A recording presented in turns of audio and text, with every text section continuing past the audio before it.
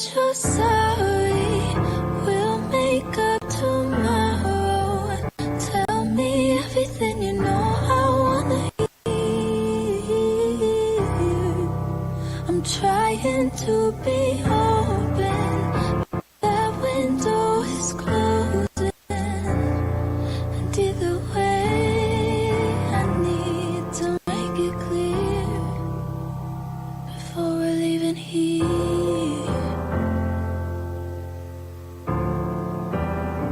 Before we're leaving here.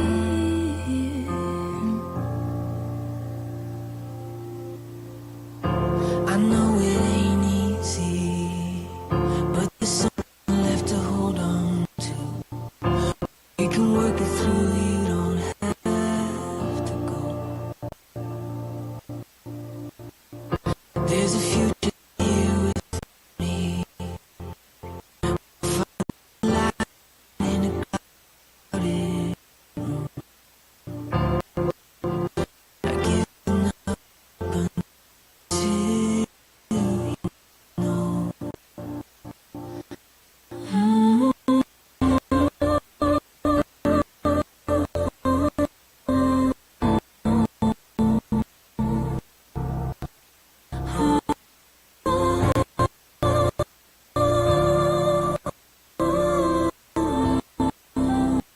You tell me that you're sorry.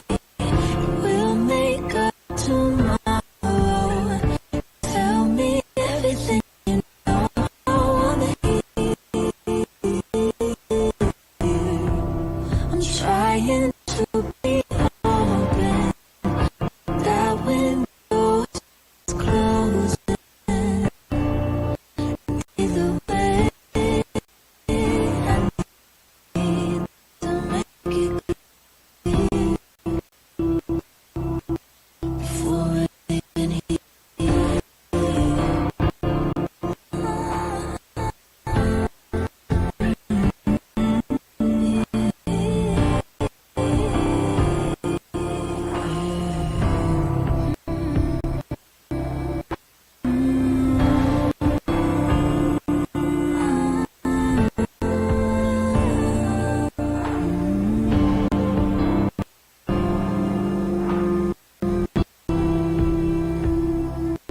Either way, I need to make it clear before we're leaving here.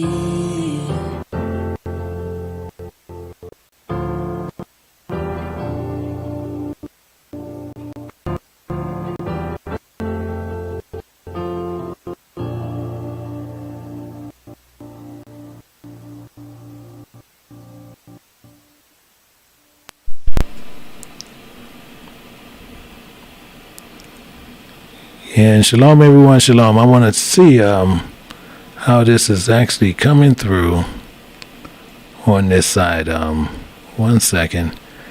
I want to see how this is actually going through on here.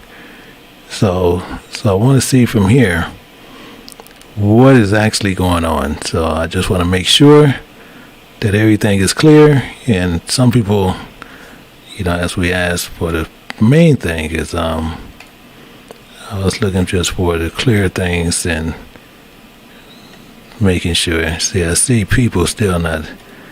I asked people for one. Okay, I appreciate that. I appreciate it. So as I'm talking, I want to sit there. Okay, so still, I'm asking for a clear thing, but I'm still not getting. Okay, everybody else is saying it's clear. And that's all I'm actually asking. Clear or choppy. I don't need explanation. I'm asking something that's pretty straightforward. So right now we see that everybody pretty much putting in clear. And that's all I'm asking. Yeah, I appreciate it.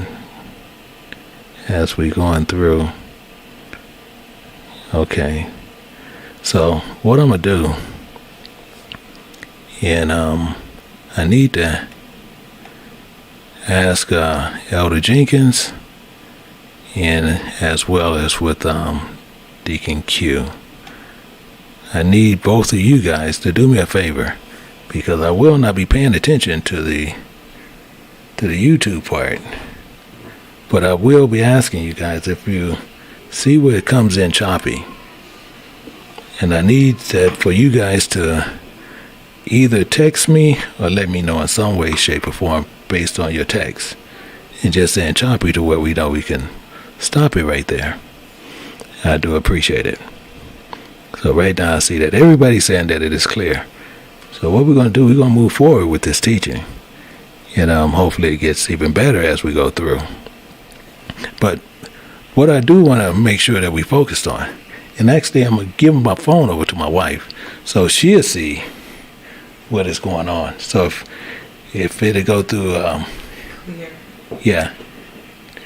so if you text it, let her know. She's going to let me know what's going on because she's actually sitting right by me.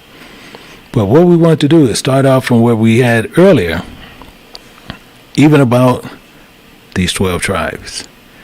These 12 tribes of Joseph is what we actually is focusing on. And many of us, as we have been through a lot of these things, as what we said, we have a lot of people, as I said earlier, that comes over and they decide they want to teach and have conversation in the comment section. And that's something that we don't actually do here. We don't get into those here. And if you have anything that you want to speak about, we have a link to where we go into another area and we can talk about whatever you want to speak on. However, we don't like a lot of confusion to be on these platforms. That's what that happens. When people sit there, you have a teacher teaching one thing, then you have a whole nother thing going over in the chat section, which actually makes no sense. There's just a lot of confusion that goes on. And the same thing is, the same announcement that I made earlier is that with Javier and the 2 million plus people at the Church of Christ, which they looked for me for about 3 years and they was able to get a hold of me now. But for whatever reason, they have now chosen to walk away. However, Javier also put my name in his mouth on the radio. So since he did that, we're going to still move forward on the teaching on this coming Tuesday. No matter what, he's still going to get dealt with on that level. But still just goes on to say that, what we teach here is a whole different thing to where we can show you everything we do in the Bible. And that's the problem that a lot of people have a problem with. When you can show them exactly what is in Scripture. Which takes us right to these 12 sons of Jacob. These 12 sons of Jacob. People truly believe the 12 sons of Jacob are going to heaven. The tribe of Reuben, if you're Simeon, you from Levi, you from Issachar, you from Zebulun, you from Joseph, even his 2 sons, Ephraim and Manasseh, you got Benjamin and Naphtali, you got Gad, and you even got Asher. And people truly think just because you from them, you're guaranteed to go to heaven. It's crazy. Many of them will start wearing fringes. Many of them will start eating certain type of foods. All based on what they believe.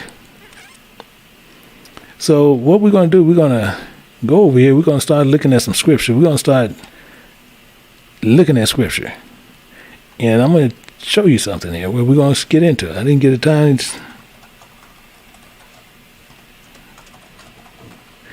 We're going to look at this. Let me copy that part just to have it. We're going to look at Deuteronomy chapter 10. We're going to look at verse 12. Because I'm going to show you something that's really important here. We're going to look at Deuteronomy chapter 10, verse 12. And it says this. It says, now, Israel, what doeth the Spirit of thy God require of thee, but to fear thy Spirit of thy God, to walk in all his ways, to love him, and to serve the Spirit of thy God with all thy heart and all thy soul. This is what we need to focus on. See, everything is based on the desires of God. It's not talking about the eye service of men. But people follow that and they sit there thinking I'm going to do this and I'm going to do that. All this eye service is what they're doing. Don't have nothing to do with God. Absolutely nothing. And then just claiming that you're one of the sons based on where their father was born. See, this comes from camps and stuff like that. They say, oh, well, where your daddy was born, where this, and all of a sudden, you got all these problems. The Bible says this. And then you cannot find nowhere in Scripture where you'll see Christ even says that he came only to the 12 tribes or the lost tribes of Jacob or the lost tribes of anything of that. Nothing. And we stoop down to this unknowingly, but we personally just makes ourselves ignorant to this. It don't say he came to the lost tribes of anybody. It don't say that he came to the 12 tribes of Jacob.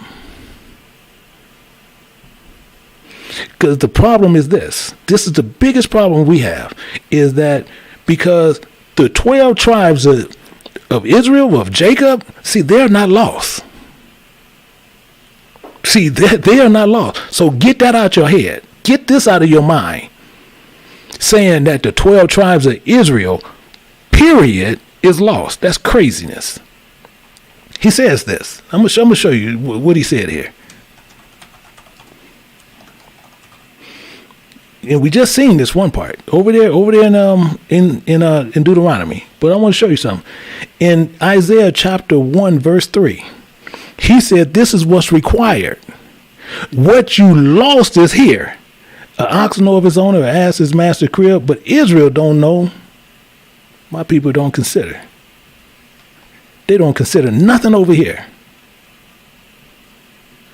And consider, most of us don't even know what this means. So this is why we're going to tear everything down to make sure we clearly get a good understanding on what everything is. Because consider means to search, to look, to think, to examine, conjugative on what we really are.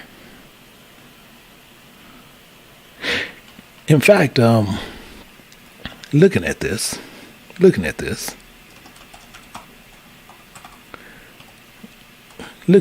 want to see something.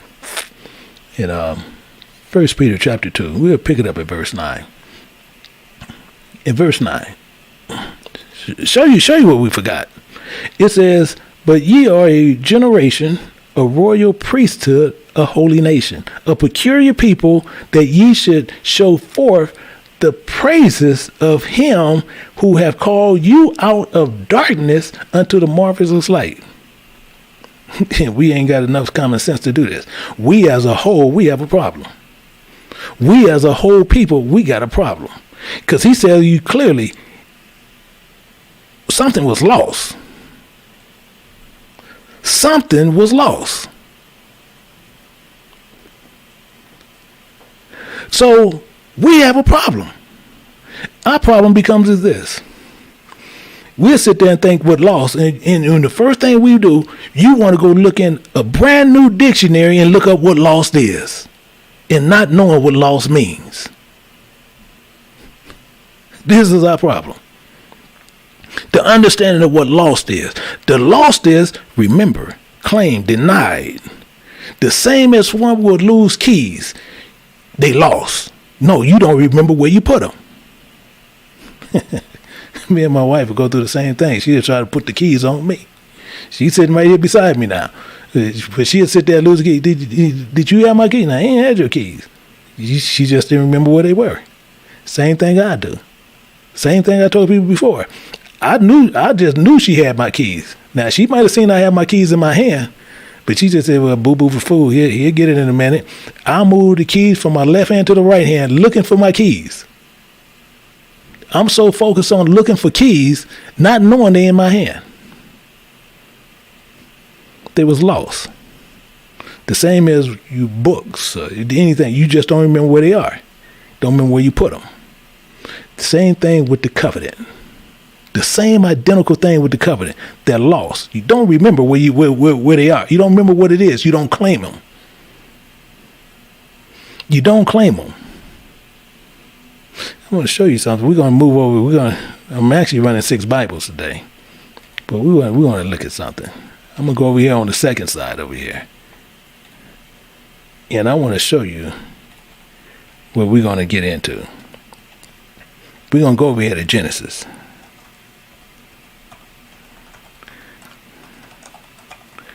We're going to look at Genesis. We're going to look at something. Genesis chapter 41. Oh, wait a minute. I got that spelled wrong. Genesis chapter 41. We're going to look at Genesis 41. We're going to pick it up at verse 9. And just get a better understanding on this. Just get a better understanding on how you lose something. And it says this where this butler. It says, then spake the chief butler unto Pharaoh, saying, I do remember my faults this day. Do you remember yours? But we're going to dig into this, see, because he's telling you things you got to remember. Not something that was lost, because you go down, you read down into it, you'll see what he's talking about. But we're going to find out something. We're going to look at Job, and we're going to park over at verse 35. 1 second. To show you, when you know something, you got to remember what it is, because if not, it's lost. If not, it's lost. In Job chapter 35, we're going to dig a little bit more into this. We're going to look at verse 12. We're going to look at verse 12. It says, there they cry, but none give the ear because of the pride of evil men. I want you to pay attention to what's this going to get ready to get into. And it's saying this here. Verse 13, surely God will not hear vanity, neither will the Almighty regard it. Although thou sayest thou shalt not see him, yet judges is before him. For that reason, trust thou in him. But now, because it is not so, he hath visited his anger, yet knoweth it not great extremely. Extremely. So what is it saying? Because extremely, most people are going to mess this around. But extremely is talking about limitations, the measure of perfection. That's what it's getting into. The job that you open your mouth and you're going to open it with vanity. Actually going to tell you this. It says, for that reason, right here, for that reason, doeth Job open his mouth in vain and multiply words without knowledge. You see what it's saying here? Job. And this is one thing that most people teach on Job. How perfect he was on everything that he did. And it's telling you he was opening his mouth with vanity. With vanity. How is that true? Well, you're going to see it's true. Because we're going to see something. In Job chapter 32, verse 1, it says this. It says, these 3 men ceased to answer Job because he was righteous in his own eyes. He was righteous in his own eyes. So I want to show you a parallel parable to where we can get a better understanding of what we're going to be doing and why we need to really take the notes here, because it's a lot of keys that's going to go on in here that's going to help each and every one of us out. And if you pay close enough attention to what we're going to do, we're going to help you out in a lot of ways. I'm going to invite you over to Exodus chapter 22. We're going to look at verse 9. And actually, before I do that, I'm going to also go over here to the parallel part of this. Okay, I want you to see both parts. I'm going to also look at Ezekiel chapter 33. Because I'm going to show you something here to where we're going to get a better understanding. We're going to go to 33 and we're going to look at verse 5. But I need to change this. And I'm going to take this one out. So what we're going to do, we're going to look at this in verse 9. in verse 9, and please make sure you write this down.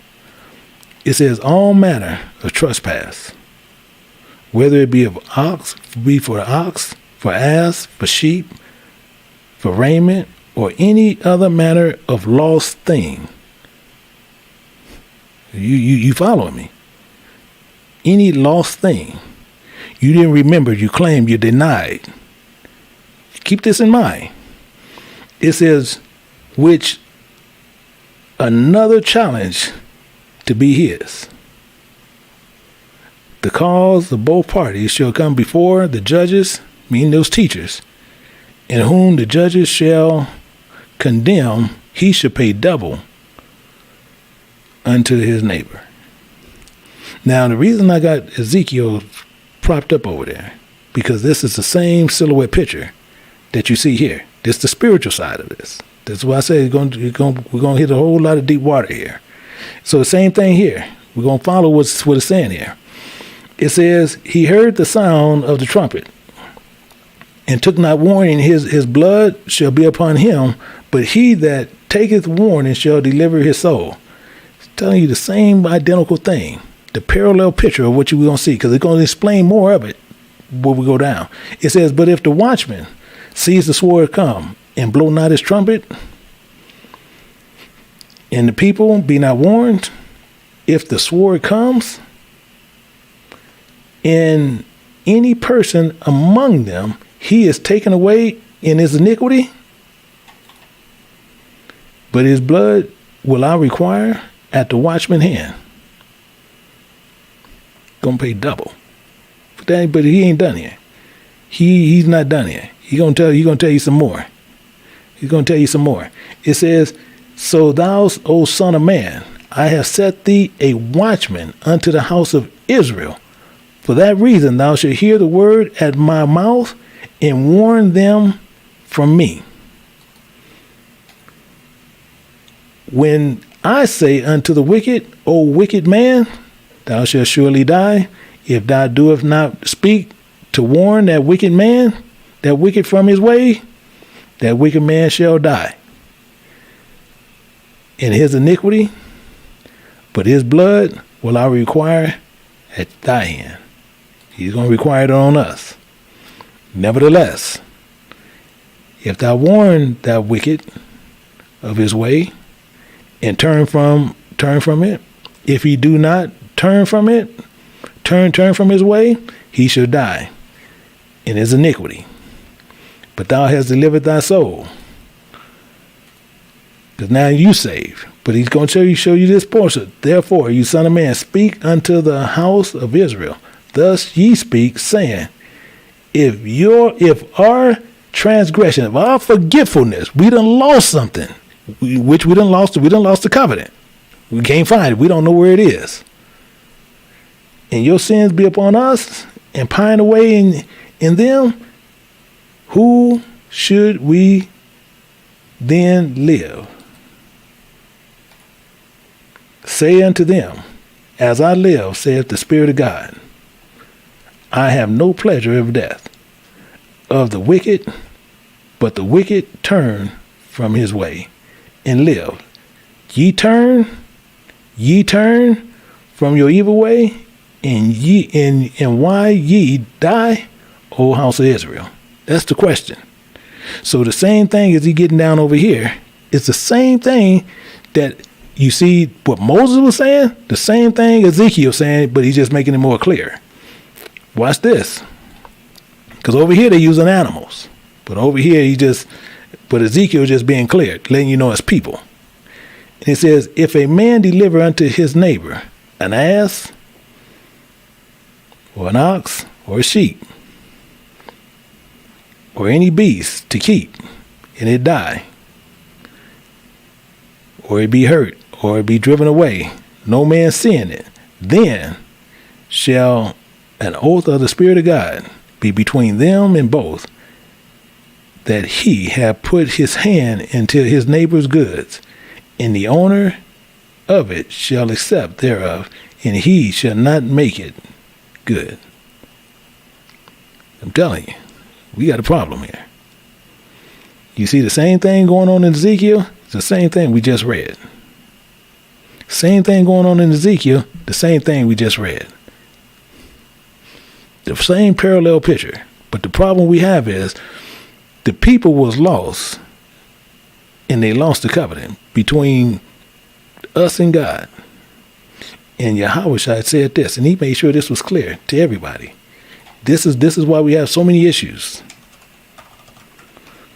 This is why we have so many issues with all this. In Matthew chapter 15, picking it up at verse 24, he says this.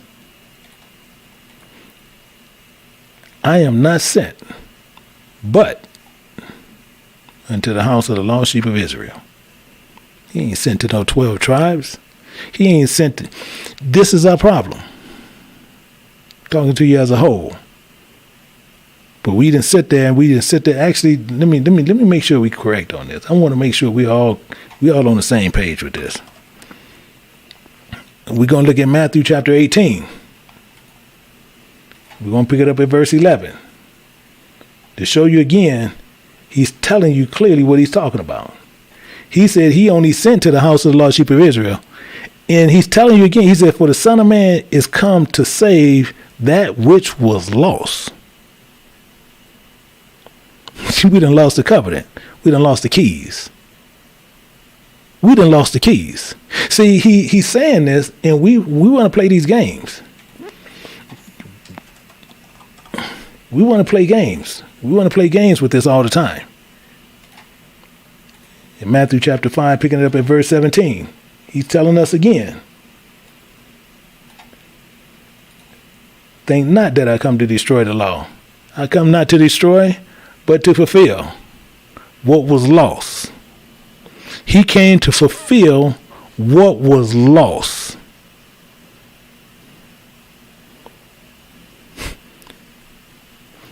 We had an agreement between us and God. We had an agreement. He came to the house of the lost sheep of Israel. He came to us because we don't know, we can't remember nothing. And he came to save which was lost. He came to save that which was lost. And this is one of our biggest problems we have. This is one of our biggest problems we have. So as we looking at this, as we understand what's going on right now, still putting keys together. See, when we look at this as a whole, we're gonna look at Exodus chapter 23. We're gonna pick it up at verse 2. And one of our biggest problems is tell us. It says, thou shalt not follow the multitude to do evil. You shall not follow the multitude to do evil. Neither shalt thou speak in a cause to decline after to rest judgment, doctrines and teachings. Yahweh came to follow Christ to be a disciple. And to be a disciple is to emulate something. And he came to emulate Christ. Not being a follower of the mass is what you see right here. Everybody was following scribes and Pharisees. He didn't come to do that. He came to the house of the lost sheep of Israel, came to save which was lost. Came to make sure he can straighten out what was there to where he can be an example for us. But many of us are going to follow the multitude. In fact, the sons of Jacob, to make sure this is clear, to make sure we're really clear here, the sons of Jacob is not Israel. The sons of Jacob are not Israel. I want to make sure we got a level playing field here. So I'm going to say it again. Could be, oh, no, no, you're not. The sons of Jacob are not Israel. I'm making sure we're clear here. Then I'm going to prove the fact to y'all as we go through here. We're going to look at Psalms. We're going to look at Psalms. We're going to look at 147. I'm going to show you. We're going to get all the way down into it. I understand a lot of the way that we run doctrine and how people run stuff to get people understanding. Oh, I get it. But let's look at it as a whole, and let's look at it all what it's actually saying. He said, he showeth his word unto Jacob, his statutes and his judgments unto Israel. That's not plural. That's singular. You think about that. You think about that. See, many of us, as soon as we find out who we are, we get puffed up. Think we automatically sense in. That's singular. It's not plural. He showed his statutes and his judgments unto Israel. His doctrine and teaching he showed to Israel. In fact, he has not dealt so with any nation, and so that's talking about any other people.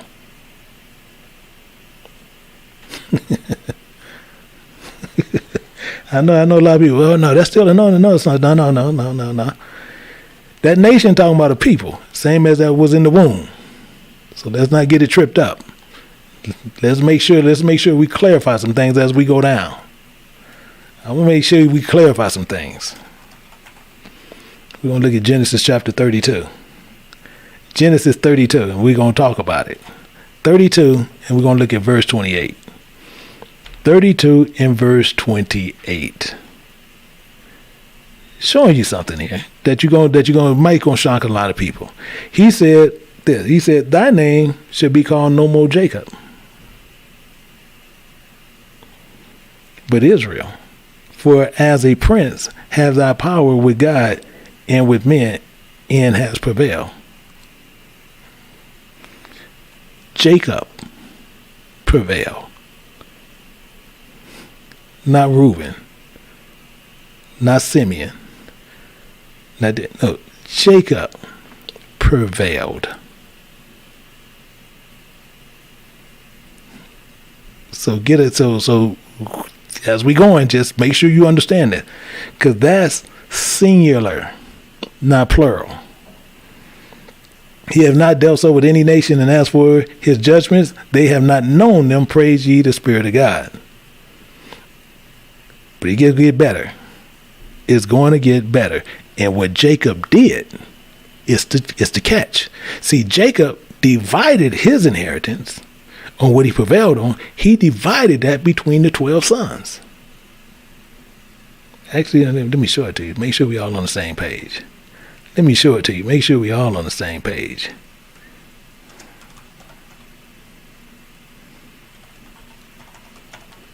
Let me make sure we all on the same page. We're going to look at Sirach. And we're going to go to Ecclesiastes chapter 44, and we're going to look at verse 23. Verse 23. See, we're just proving points here. And it says this. He said, and made it rest upon the head of Jacob, which we see there. He acknowledged him. He didn't say them. Him in his blessing, and gave him a heritage. Jacob, what you see over there. He showed his word unto Jacob, his statutes and his judgments unto Israel, which is showed him right here. And divided his portion among the 12 tribes, did he part them. That's what happens. That's what happened. And what he did, he gave him a heritage, and Jacob divided his heritage into an inheritance to his 12 sons. Down, everybody know an inheritance has no guarantee. An inheritance is not guaranteed, because you can lose it. You can lose an inheritance. Jacob was acknowledged, and his election was made sure with God, and his blessings was given. However, Israel divided it among 12 sons. So he acknowledged his sons, and the main reason he gives this verse. Actually, we're going to go to that verse. Let's go to that verse. Actually, let me do this. I'm going to show you what he did here. We're going to see what he did here. We're going to look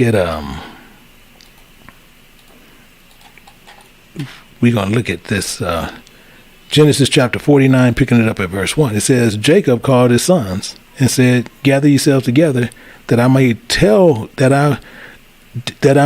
you that which shall befall you in the last days.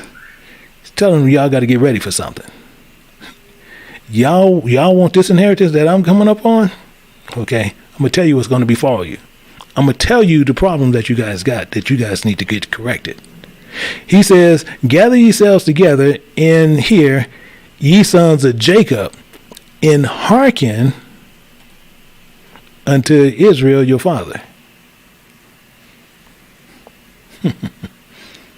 Meaning this, if you want salvation and you want to have this seal upon yourself, you must prevail something. You got to prevail in this world. See, this is an individual thing. This is not a group thing. That's why he says the multitude. No, you wasting your time. This is not a group thing. This is an individual thing, and it will be going to Jacob.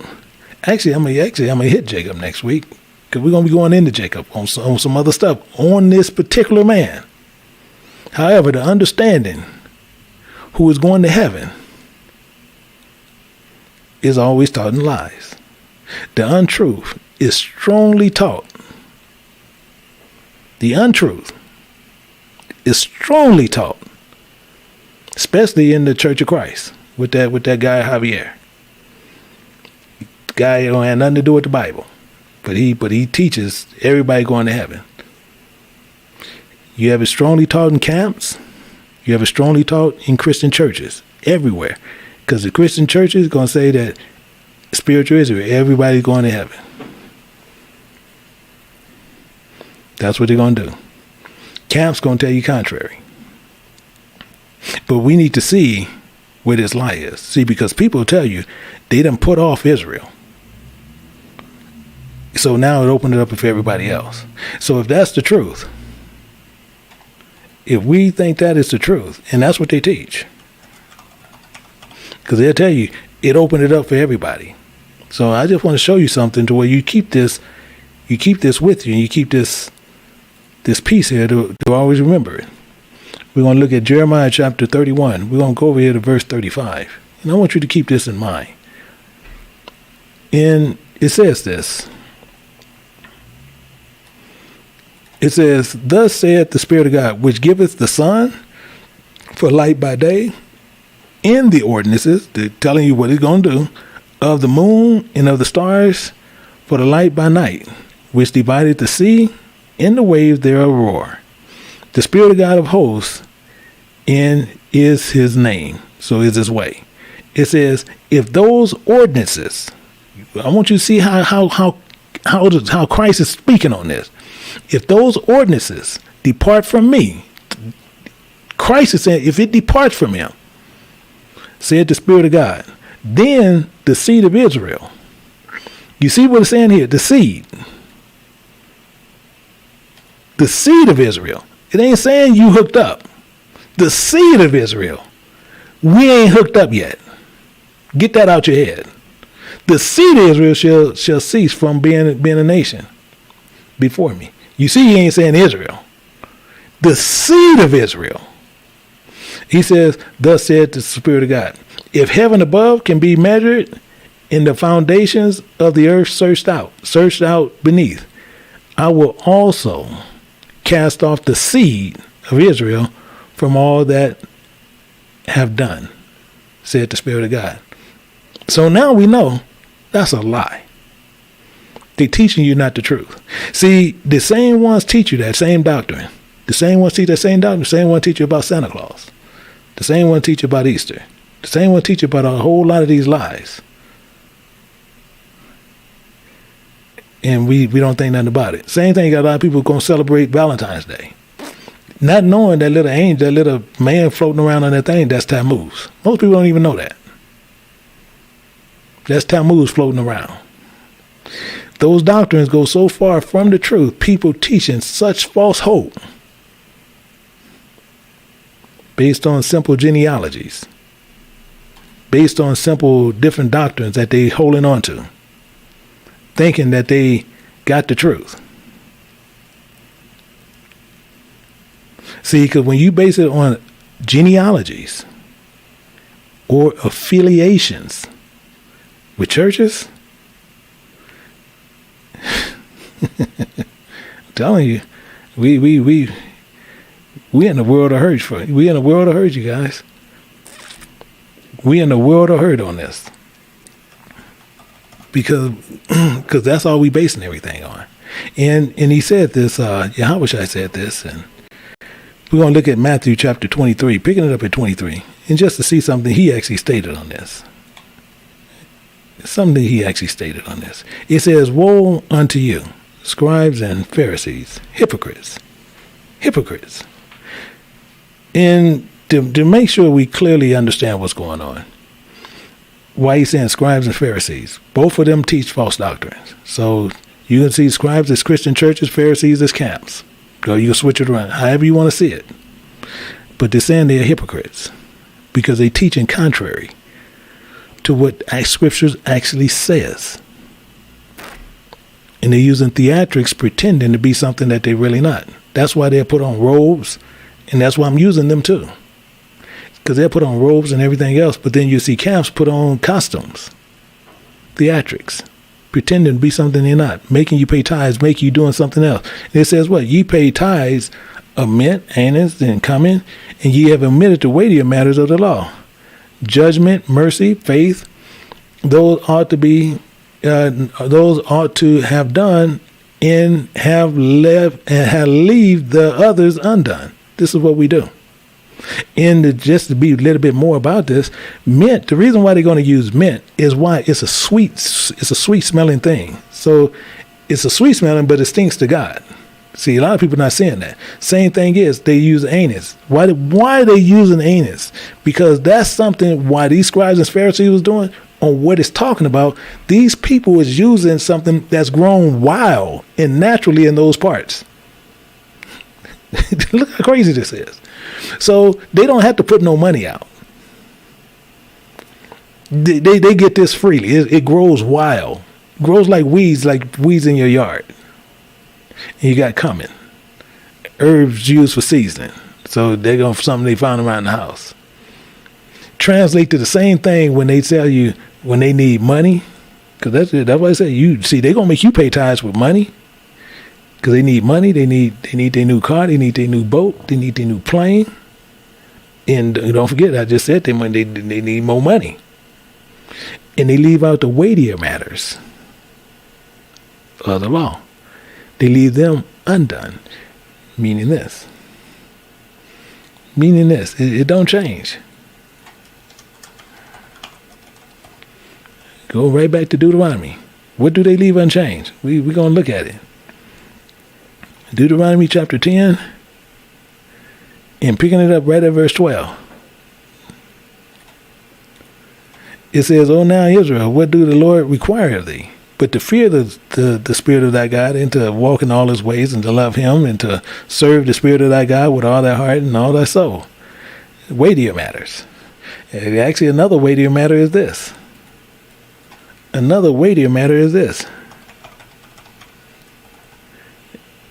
Oh, wait a minute. There go another weightier matter. We're going to go to Leviticus chapter 19, picking it up at verse 18. Actually, it's already highlighted. I'll change it to the yellow, to where we can see it. It says, "Thou shalt not avenge nor bear any grudge against thy children of thy people." You see what he's saying? Against the children of thy people. Against Jacob. Kids. "But thou shalt love thy neighbor as thyself. I am the Spirit of God." You see how he kind of specifically telling you his people is Jacob, and don't you do nothing to his children. People say, "I didn't even know that was in my Bible like that." It's always been there. And see, and now when they base it on the simple genealogies, because we done left out the weightier matters. And he's telling you, right there, what is it? Mercy, faith, ought to be undone. We done left them undone. What does it tell you over here what we have to be doing? What do he require of us? to walk in all his ways. You got to have faith. You got to have some faith. We not doing that. We not doing that. And they do it based on affiliations in groups and being part of a church. And they do that because they don't want that money to stop. Telling people they've got tribes from Mexico and stuff like this. Really? See, first we have to understand how the Spirit of God, how he reckoned everything. Reckon is saying nothing but count it. How he counted us to even be part of the Israel selection process. Are you with me? How did Israel become part of the selection process? This is the part that we need to know. So we got to go through this all together. Let's look at 1 Chronicles chapter 9. 1 Chronicles chapter 9. We're going to look at verse 1. Verse 1. It says, so all Israel was reckoned. So how all of Israel, when he's putting everybody together, how it was counted, how they putting together, how he going to have one Israel. Because that's all he ever talks about, Israel. And he says, by genealogies. And remember, they was written in the book of the kings of Israel, including Judah, who was carried away to Babylon for their transgression, for all our forgetfulness. Those are the ones being reckoned. Those out. All the Jewish people, Mexicans, whatever they were, Indian, those are all them out.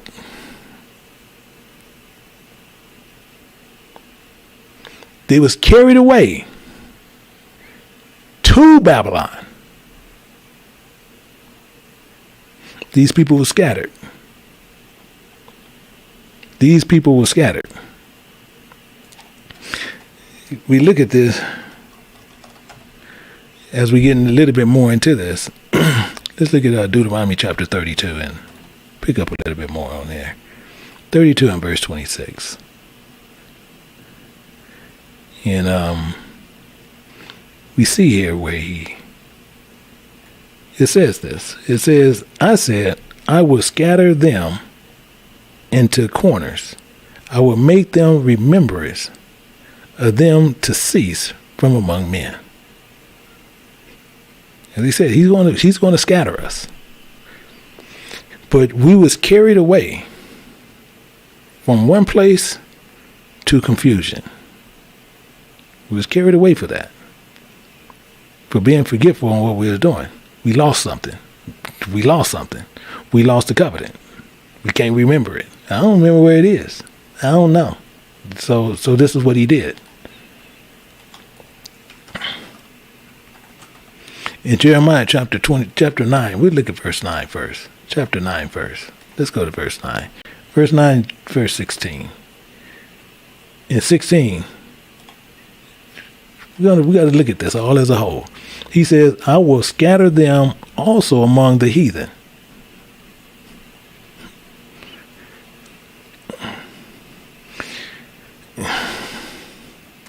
When you look at this as a whole, this is why it's so funny. When you look at this as a whole, how in the world camps even put Mexicans and Puerto Ricans in this? Guatemalans and all this stuff in there. How do they even put that in? They was already here. Only thing was lost was the covenant. It said, but I'm going to scatter you among the heathen, whom neither nor their fathers have known. I will send a sword after them till I have consumed them. I'm telling you, you can't make this stuff up. You cannot make this up. In fact, let's go down to 29. I'm telling you, you can't make it up. In Jeremiah chapter 29 and verse 4, it says this. He's talking again. Thus said the Spirit of God of hosts, the God of Israel, unto all that is carried away captive, whom I have caused to be carried away from Jerusalem. Now you know, to Babylon. Now we carried away. You see here, we carried away from one place to another. But it gets better. Actually, let's go on and finish this one out. Let's go and finish this one out. Because as my little cousin says, she's a grown lady now. As she said, it's our own dang fault. It's our own dang fault we did this. We lost the keys, and then we try to put blame on somebody else. It says Israel is a scattered sheep. I don't care what part of the country you go in. You can go from one country to another country, from another country to another country, and just don't go there to visit. Go to the ghetto parts. See who's the majority there, or who's all there. Go there. See who's there. Because we lost the keys. Can't remember where the keys are. We don't even consider. In fact, it says, scatter them. The lion has driven them away, the first king of Assyria. So now we let our brother, he jacks us up. And it says, have devoured him. In the last, this Nebuchadnezzar. Now, I'm going to tell you, I teach on him in the back a lot. But you see, Nebuchadnezzar is caught up in this. Nebuchadnezzar, king of Babylon, king of confusion, have broken his bones. I know some of y'all might be thinking, that dude always every time something shady comes up, this dude name comes up. King Nebuchadnezzar. I don't care what we do, his name comes up.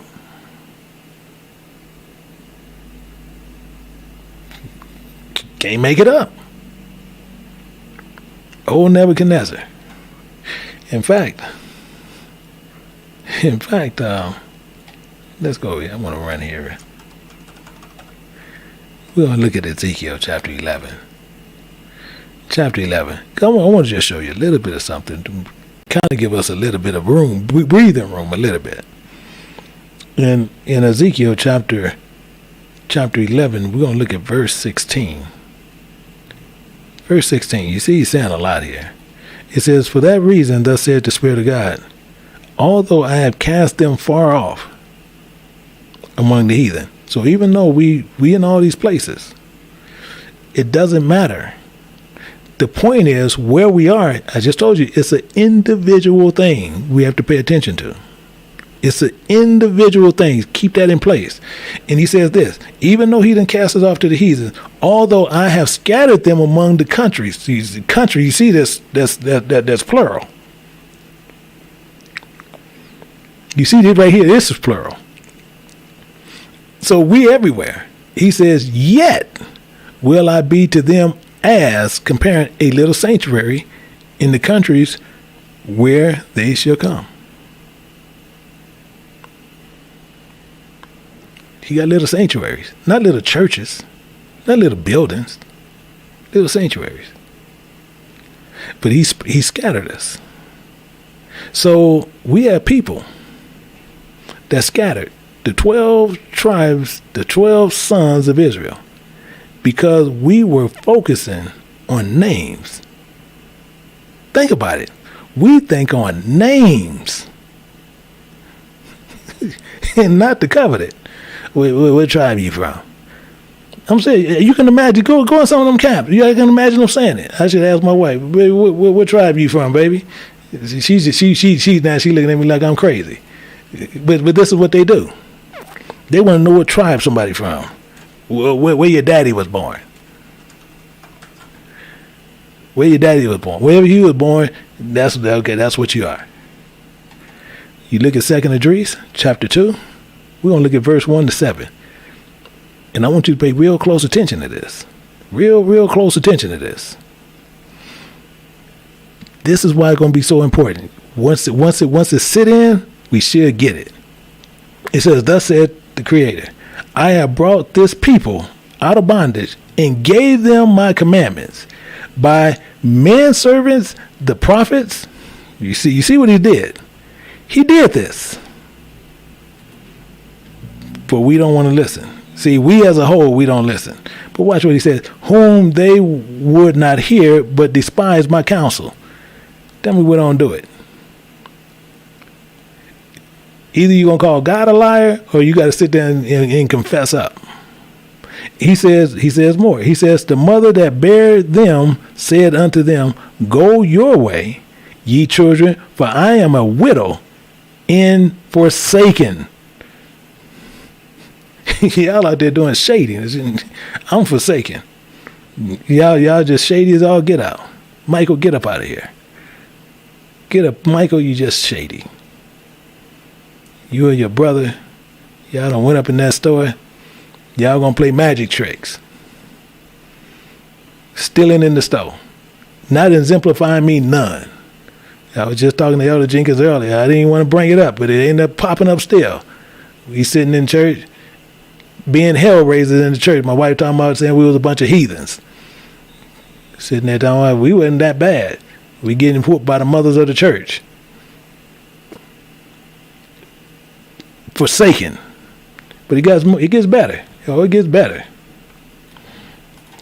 It says, I brought you up with gladness, but with sorrow and heaviness have I lost you. I'm telling you, we can't make this up. It says more. For ye have sinned before the Creator, your God. Michael baby. See, that's what my brother used to call me. Michael baby. Let's do this. You won't tell me what my dumb butt do? Okay. Michael baby, let's do this. Okay. Michael baby, mama asked you who did this? Say you did it. Okay. I'm little bit. That's just what we do. And done that thing that is evil before him. But what shall I now do unto you?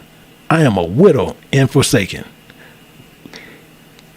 Christ is telling you out of his own mouth, he's a widow and forsaken. I'm only pausing for effect. That's it. My wife over there grinning like, see, you and your brother, y'all are heathens. That's why Christ bounced on y'all. But it got more. It says, go your way, O my children, ask for mercy of the Lord. And then she actually said that. Y'all need to be praying to God. But it gets better. It says, as for me, O Father, I called unto thee for a witness over the mother of these children, which would not keep my covenant. You see what was lost. He goes right back to the covenant, but watch it. It gets better. It gets better. It says that thou bring them to confusion. We over in Babylon, and the last one we hooked up with was Nebuchadnezzar. I'm going to bring them to confusion and their mother to a spoil. Me and our spirit's going to be to a spoil. Actually, tell you what you do. Think about this. You got some of these guys who got some of these athletes. They'll sit there and they'll pay some athletes. Some athletes they making $500 million over a 5-year period. They'll pay them. People say, oh man, look how he's getting paid. Okay, think about this. If he's paying him and he got a teammate of 13 to 40 more people and they paying him $500 million, what do you think that heathen's getting? It's a drop in the bucket. But anyway, it says that they may be no offsprings of them. I'm going to change this color on this one because I want you to see this clearly. Actually, it took all that. But it says in verse 7, it says, let them be scattered abroad among the heathen. Let their names be put out from the earth, for they have despised my covenant. I'm Judah. Let's put out, bro. Oh, I'm Zebulun. Just put out, bro. Oh, I'm from Naphtali. Put out.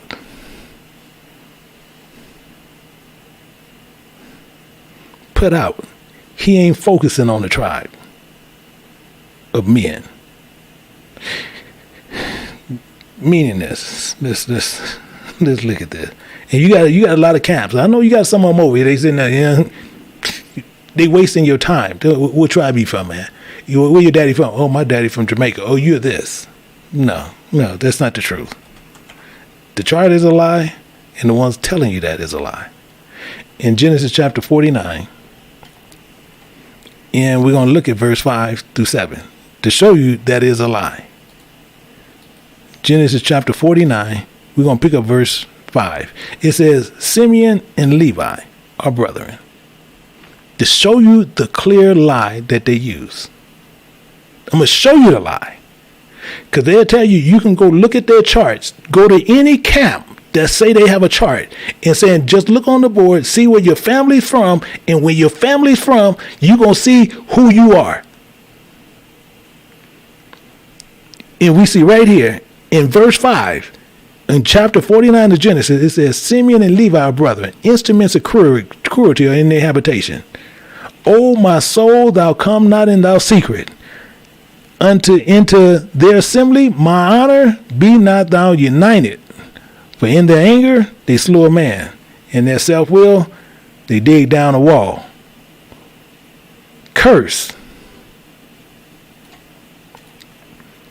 be their anger, for it was fierce. In their wrath, for it was cruel. I will divide them in Jacob and scatter them in Israel.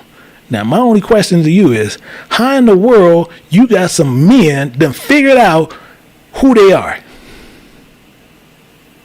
Name one day. You had one dude sitting there, well, man, the Spirit of God, God put this Spirit on them, and he had them to make this chart. No, that was just a bunch of unwise men trying to find a way to make money. Just a whole bunch of unwise brothers sitting there devising ways to make money. So the same thing is, if that 12 tribe chart is real, because you already see, he ain't looking at names. And now, how did they figure out? And they mixed up selling, because they didn't make those men on those ships sitting there saying, "What tribe you from?" "Oh, I'm from Naphtali." "Oh, you from Naphtali?" "Okay, you on the wrong ship, bro. I got to get you on the other ship." "Okay, cool. Oh, I'm from Judah." "Okay. Oh, you got to go get on that ship over there." Like they going on a cruise. No, they just packed you in there, just like sardines. The bottom line is that we lied. The Spirit of God offered up his covenant as a whole. And the covenant do not automatically give you rights to the kingdom as a people. Being part of one of them tribes do not give you right automatically to that inheritance. Because why? It's based on conditions. It's based on conditions. In fact, let me show you this. I'm going to show you this to make sure it's based. Show you it's based on conditions. To where we're clear here. To where there won't be no misunderstandings here. We're going to look at Exodus chapter 19. We're going to pick it up at verse 5. And the reason why it's saying this, and actually I might make this bigger, because I want you to see the whole part of this. I want to make sure you see the whole thing of that. Actually, you can't see all that, so I'm going to go back. We'll just go back to the pieces. It says, now, for that reason, if, providing, if, as Jacob said in chapter 49 in Genesis, to all the sons of Jacob, not believing you are Israel, because we're not. We are like what I showed you in that video. We're prospects. Prospects we're going to dig into and understand more what a prospect is. I know prospects we'll get. So it's an if ye will obey my voice indeed and keep my covenant, then you will be a peculiar treasure unto me above all people, for all the earth is mine. Then you'll be part of Israel. Then you will prevail. Then you'll prevail. Obedience to his voice, being a prospect of God, being part of the Israel, being that prospect, and then you being the word of God. But some people, the word of God don't have no effect on them. Using genealogies, using camp theologies, using locations, or saying that you're spiritual Israel, including Gentiles and nations, including themselves in this, as tribe identifiers, falsely teaching, okay, we're eating according to the covenant, still don't make you Israel. Even if you become a prospect, you must be from now to be a prospect. You have to be from one of the sons to become considered a prospect. Are you with me? We're gonna look at this in a little bit deeper. So if you want to be a prospect of Israel, you have to be one from one of the sons of Jacob. That gives you the opportunity to at least be a prospect or becoming one of Israel's. The making of a prospect has rules. The making of a prospect have rules. And we got to go all through this to see what these rules are about. We got to go through this to see what the rules are and how this lays out for us. Because he tells us right up front in Matthew chapter 24, and we're going to look at verse 13. We're going to look at verse 13 because we got to see how this works out. It says, but he that shall endure to the end, the same shall be saved. A prospect has rules. He has to endure to something. He has to endure trials and to the end, meaning what? To the end of his lifespan. That's what I said. To the end shall be saved. So when we look at this in the death, and that's why I said to the end, mean to death. As scripture says, so prospect, we're going to look at it with prospect, we're going to look at the Bible termination is. The Bible termination, or what a prospect is. Prospect is nothing makes you an Israelite. It makes you an Israelite. And an Israelite just shows that you're part of a party or you're part of a tribe. Actually, for example, let's look at this. Let's look at this for example. We're going to run through a few of them to show you. We're going to look at Numbers. We're going to go to Numbers 26 to see how you become a prospect that gives you the right. We're going to look at Numbers 26 and we're going to look at verse 7. And this makes you an Israelite. So we see this here. It says, these are the families of the Reubenites, the prospects. Reuben, knights, prospects. Then you know it's from that class. It's from those people. You part of that class. You're a Reubenite. You got another one. We look at another one. Just to make sure we're all on the same page. We're going to look at 3. We're going to look at verse 20. Look at verse 20. And it says, the sons of Mari by their families, Mela and Misha. These are the family of the Levites.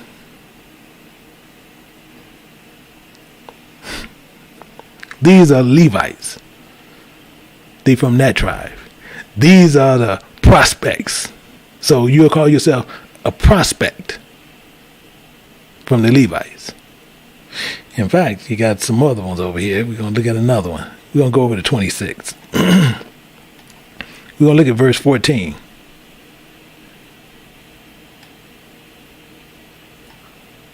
And it says, these are the families of the Simeonites. These are the prospects of the Simeon. They're the prospects, Simeonites. You have a few other ones that just say the tribe of, like the tribe of Judah. It don't say Judanites. It just say they from the tribe of Judah. You'll see those there. But you'll see mainly when they're dealing with all these other ones, ites. But they normally going to always say they from this tribe or that tribe. That's why they do that. Because that makes you a prospect for Israel. Makes you a prospect. Nothing more right now than what we are right now, a Hebrews being prospects to come to something else. Actually, let me tell you, I just thought about this. Let's look at something. I want to show you something in for 2 Corinthians. I want to show you this because it's really important on what Paul, because a lot of people have been always putting bad stuff on Paul, but I just want to show you something on Paul. Show you something on Paul that we can't even say. And people being dragging on Paul. It says, are they Hebrews that gives you the right to go into it? Paul says what? So am I. Now you see he ain't saying he's a prospect. He's a Hebrew. He's telling you clear as day, I'm a Hebrew. He says, are we prospects? Are we Israelites? So am I. Now, he'll tell you later, he's from the tribe of Benjamin.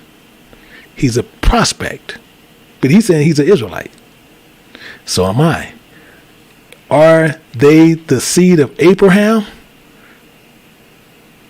So am I. Oh, he's clear. We're prospects. So Paul gets it right. But the promise is to our forefathers. Paul actually explains that. The promise is to our forefathers. Because they all sat out there and said, all that the Lord has said we will do. So Paul got that right. We think we just can waltz in there and just take it. Me and my wife were actually just talking, we all Absalom.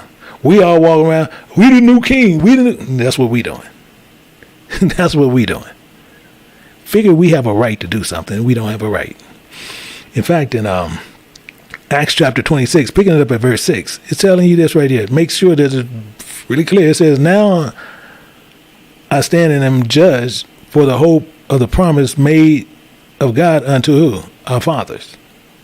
We trying to get their inheritance. See, let's not get this tripped up. We trying to get their inheritance. But the promise that God made unto our fathers. The ones who are standing out there when you see Exodus chapter 19, the ones who said that in chapter 19, verse 8. The same people, that's the one he made the promise to. Yeah. It says, unto which promise are 12 tribes, all those from Jacob, instantly serving God day and night, hope to come, King Agrippa, which I'm accused of the followers of Christ, the scribes and the Pharisees. They call themselves followers of Christ, but they're really not. Now we see how more real this gets. See, because Abraham, why it's telling you why he's using Abraham so much, because Abraham was a friend of God. Actually, let's look at this. Make sure we all on the same page. I want to make sure we're all on the same page here. We're going to look at Isaiah chapter 41. 41, and we're going to go over to verse 8. 41 and verse 8. And it says, but thou, Israel, art my servant, Jacob, whom I have chosen, the seed of Abraham, my friend. Isn't that a good thing to be from? But we have to endure something to the end. But it's a good thing to be from.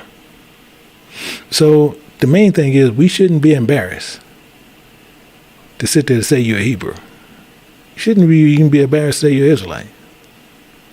You don't let people go around putting stigmas on you about who you are. If you sitting there, you trying to get into the kingdom of God, your main focus is getting into the kingdom of God. Your focus is not on the eye service. You have same people Some of the same people, they'll call themselves Greeks. They from this tribe, they from that tribe. So the same thing as I showed you, I go right back to it. Same thing like we said right here in 2nd Trees. I'll make sure we clear on this. In 2nd Trees, chapter 2. Make sure we ain't slack to understand this. He says this right here. He says, let them be scattered abroad among the heathen. Let their names be put out the earth. Don't worry about where you're from. Just know that you part of that. You part of that covenant. If you want it, that's what he's telling you. So the same as I told you, being a prospector, being an Israelite, it comes with rules. It comes with rules and regulations. And it comes with requirements we have to fulfill. It comes with things we have to fulfill.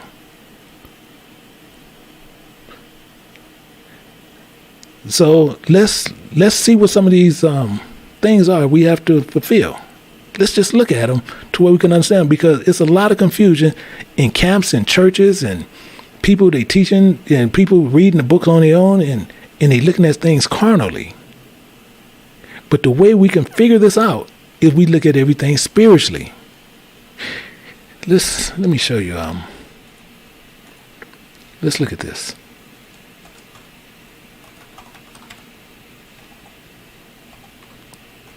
Let's look at Leviticus.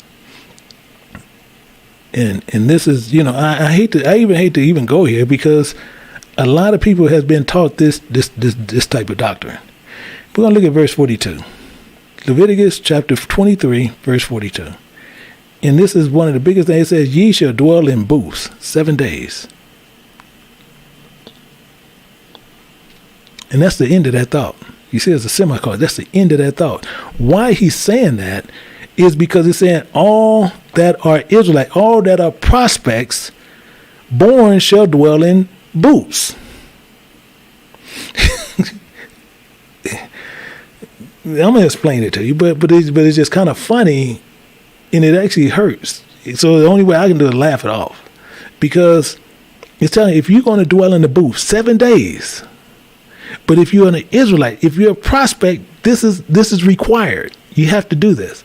And what people have done, they look at this so carnally. They got people in their backyards doing this booth. They in the back, sleeping in the backyard, or they sleeping up in the wilderness.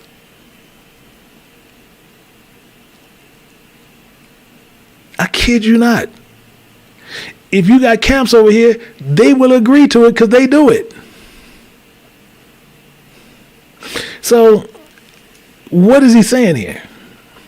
Okay, so when he's talking about all that are born shall dwell, but he's talking about all that is bearing should dwell in booths, meaning you're going to dwell in a tent, a tabernacle. And he's talking about 7 days. You got to do this. So 7, most people don't know what 7 mean, but 7 mean until completion, until completed days, meaning what? Until you are dead. You're going to dwell in this tent. You're not going to separate from this body as a physical, and now you're just going to walk around as a spiritual person. That's what he's not saying. You're going to dwell in this temple until you are dead. Let me make sure we get all this together. Let's look at all this together. We're going to look at 1 Corinthians. Just to make sure everything jive together, make sure we don't have no falsity people running around here. Let's look at this in 1 Corinthians chapter 3, verse 16. It says, know ye not that ye are the temple of God, and the Spirit of God dwelleth in you? Ye should dwell in booths in 7 days that are Israelites are born should dwell in booths all your life for 7 days until you are dead.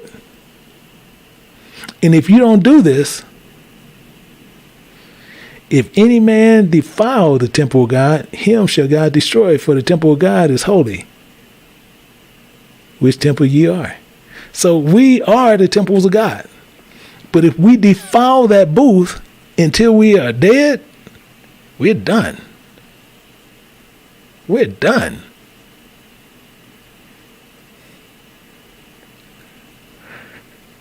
I don't, it's hard to say.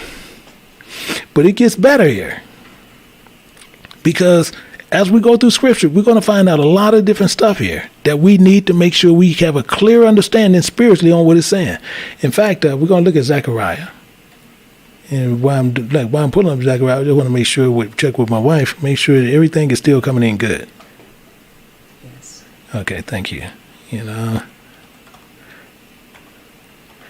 Okay, so we're going to look at Zechariah. We're going to go to chapter 3. Because I want you to understand this spiritually on what it's saying. We're going to go to Zechariah chapter 3, picking it up at verse 6. Zechariah chapter 3, picking it up at verse 6. Pay close attention to what is going to be said. Very close attention to what is going to be said. He says this, "And the angel, a messenger of the Spirit of God, protested unto Joshua, saying," so I'm telling you, we can't make this up. People will think that he protested against him, but he said no, protested unto Joshua. Mean what? He solemnly declared something, admonished and witnessed. He counseled him based on his terms and his behavior. Is what this is saying. So he did this to Joshua, saying what? Watch this. Saying to Joshua. But when he said unto Joshua, what did he say? One that's seeking salvation. So he's saying it this way. So the messenger of the Spirit of God declared unto salvation, saying. So if you seeking it, what did he say? Let's look at it. Because you're going to see what he's saying. It said, "Thus said the Spirit of hosts,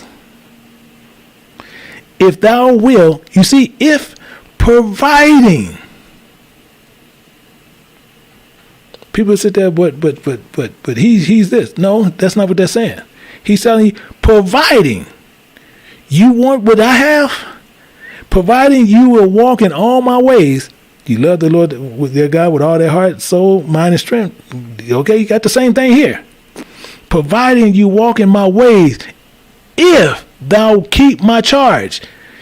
He's saying this to Joshua. He's saying this to salvation. If you want this salvation, is why he's using Joshua's name. That's why spiritual names is so important to know what they mean. So you know what the function of them are, so where you can look past what you see on the physical side to see what you're talking about spiritually. So he's saying this. Then thou shalt judge my house, teach my house, thou shalt keep my courts. I will give thee a place to walk among these that stand by.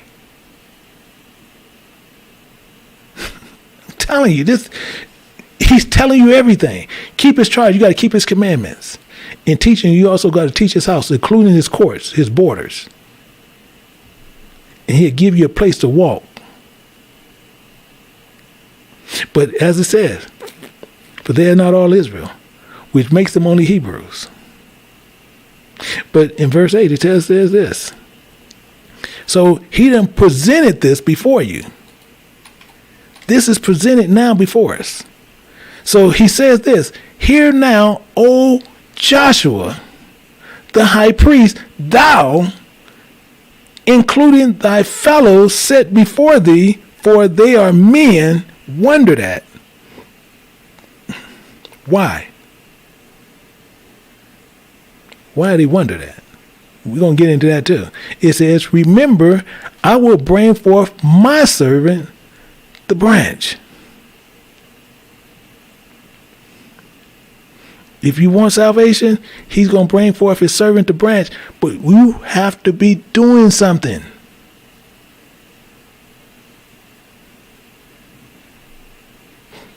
Let's go to verse 9. Let's go to verse 9. Let's see more of what he says here. It says, "For remember the stone that I have laid before salvation." Who is the stone? Christ. "Upon one stone shall 7 eyes." There go that 7 again. There go that 7 again. "Until completion of days. Remember, I will engraving thereof, said the Spirit of hosts, I will remove the iniquity of that land in one day." Wow. So that's why it's so important. Let me go over here and pour this one here. That's why it's so important to keep this in mind. Always. Keep this always in mind. Romans chapter 12. Always keep this with you. Keep this in your back pocket. As he's sitting there talking all this, keep this in your pocket because he's going to give you something. It says, I beseech thee, therefore, brethren, by the mercies of God, that ye present your bodies a living sacrifice, holy, acceptable unto God, which is your reasonable service. Because he's going to give us that rock. Same as dude be talking about basketball. I want the rock. Okay. You really want this rock. But everybody don't seek this. A lot of people just like to walk around and be called Israel and not Israel. They want to so-called be prospects. In fact, let's pull up a little bit more on this here. In 1 Maccabees, we're going to look at something in 1 Maccabees, chapter 1. Pick it up at verse 43.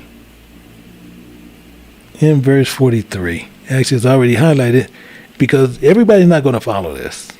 I don't care how much we do this, no matter what. No, everybody's not going to follow it. It says, yea, also many Israelites consented to his religion, to the religion of the king, where they profane the Sabbath.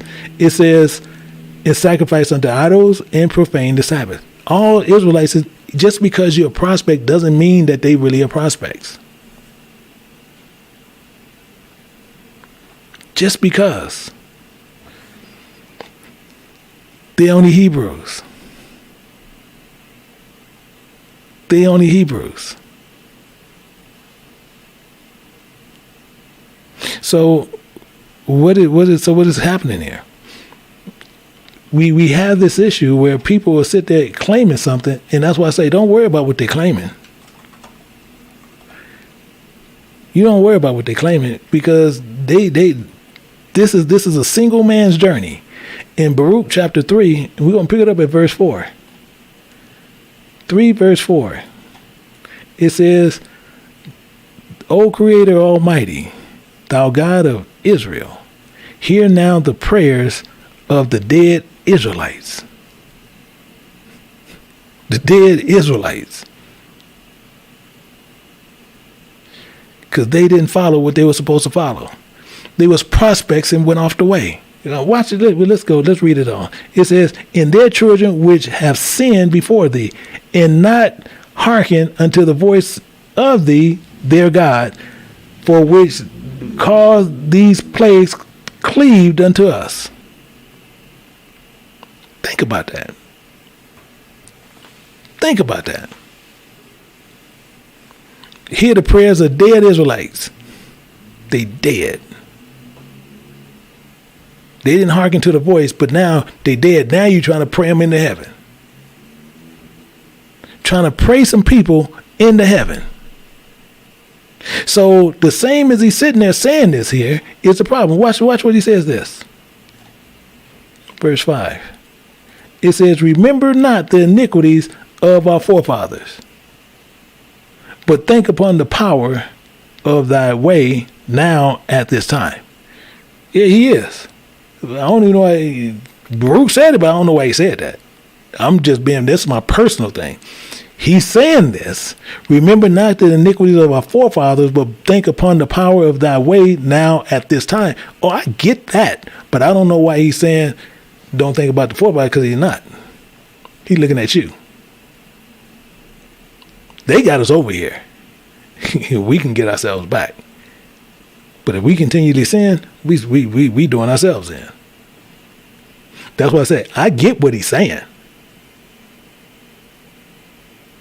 In the love and everything that he having.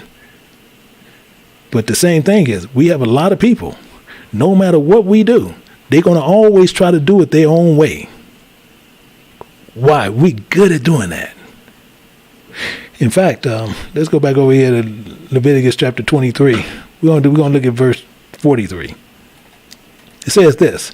It says, let your generation And this is another problem that we have with a whole bunch of them, because they thinking it's 144, but don't worry, we're gonna work that one out also.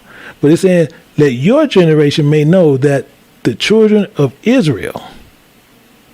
So you have to let even your kids know.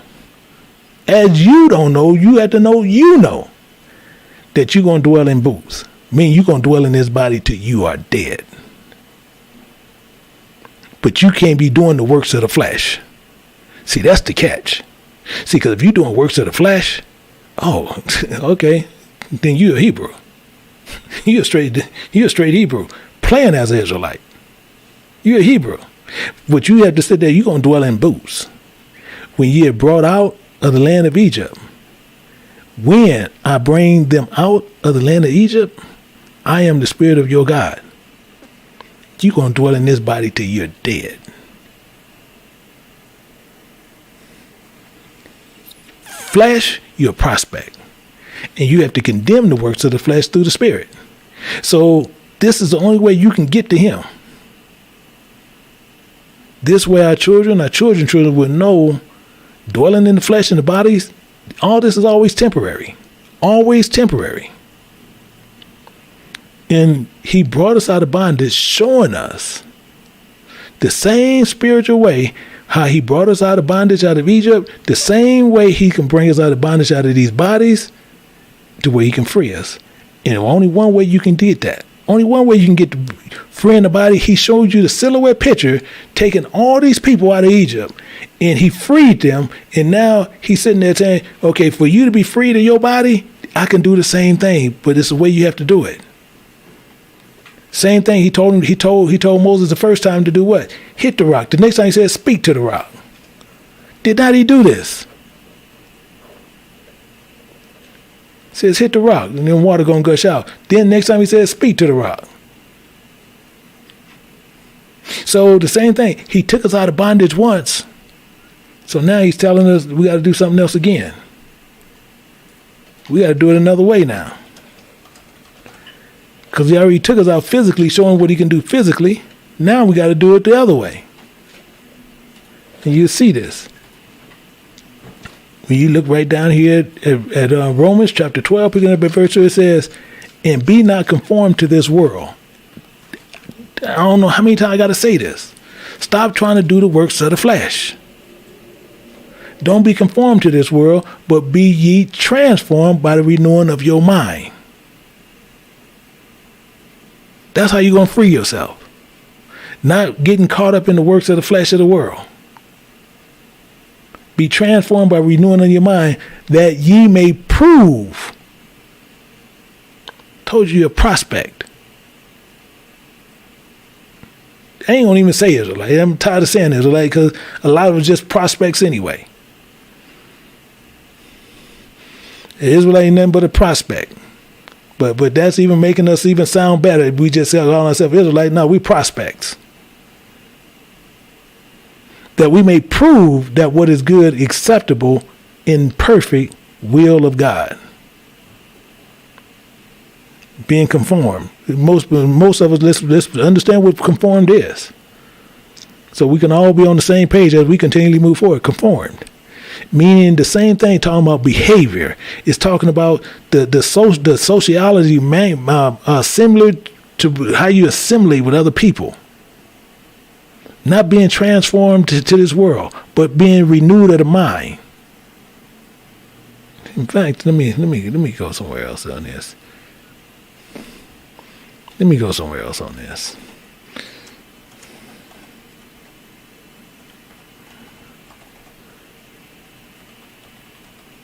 Let me go somewhere else on this.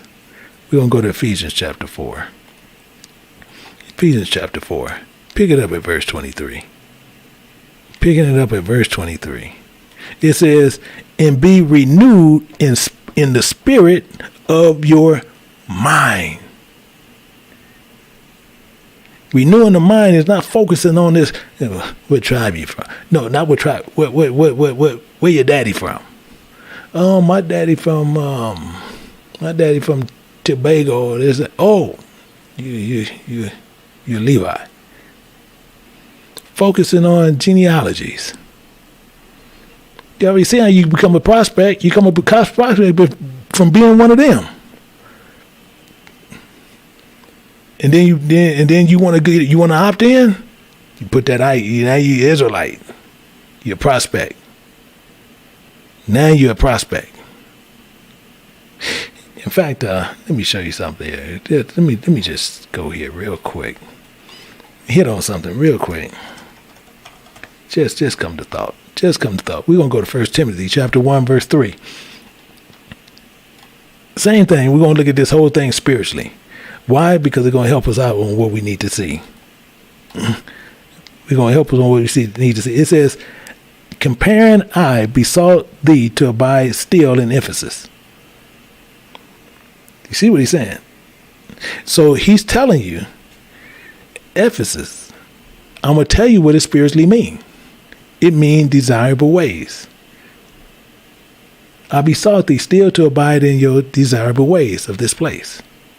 But he's telling you, when I go unto Macedonia, unto the extended land, to make known those ways, he said that thou mightest charge some that they teach no other doctrine. No other doctrine. Why?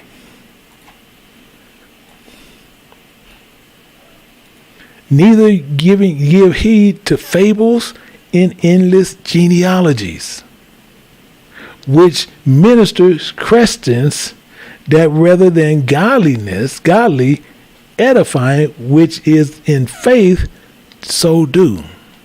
You already know who you are. Holding on to fables and nonsense genealogies, such as Ephraim. Tell you how they do this. They'll say Ephraim, I believe it's the Puerto Ricans. They'll say Manasseh is the Cubans. They'll say Simeon is the Dominicans. Zebulun, I believe they got Guatemalans, and Gad is the American Indians. I tried to remember all of them. Reuben is the Somalians, which is crazy with Somali Indians, which is crazy within itself. Asher is Colombia. Issachar is the Mexicans, who is Aztecs, who they're getting ready to celebrate tomorrow, celebration of the dead, which is all the way against God, but that's okay. I'm telling you. And Naphtali are the Argentinians. Tell me. Can't make this up. What's worse, they have Reuben, they got him set up as an Indian. Now, I'm going to tell you what's crazy. Why all this is so crazy. Leah and Jacob was straight out black, hardcore black. You got Reuben, you got Simeon and Levi and Judah. It's from Leah and Jacob. How in the world did they get white? How in the world did they get Mexican? How in the world did they get... See, this ain't talking against them, but how did they get this way? And Judah somehow stayed black.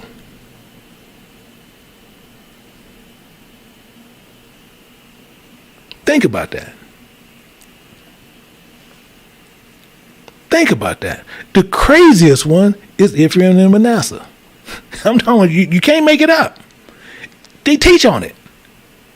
Ephraim and Manasseh. Joseph was married to an Egyptian, Ham children. Joseph is black.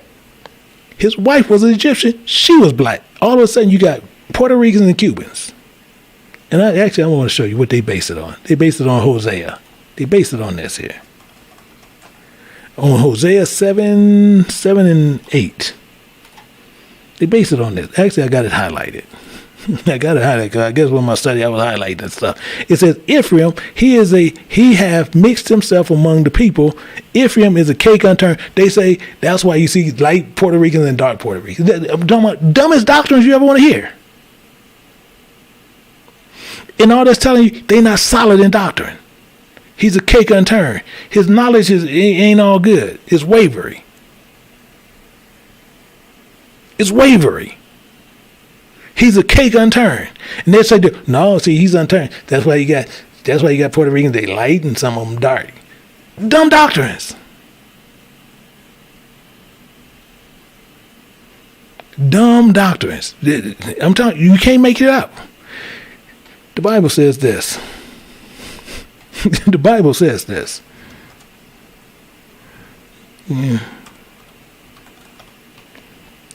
In Jeremiah chapter 13, says this. It makes it clear.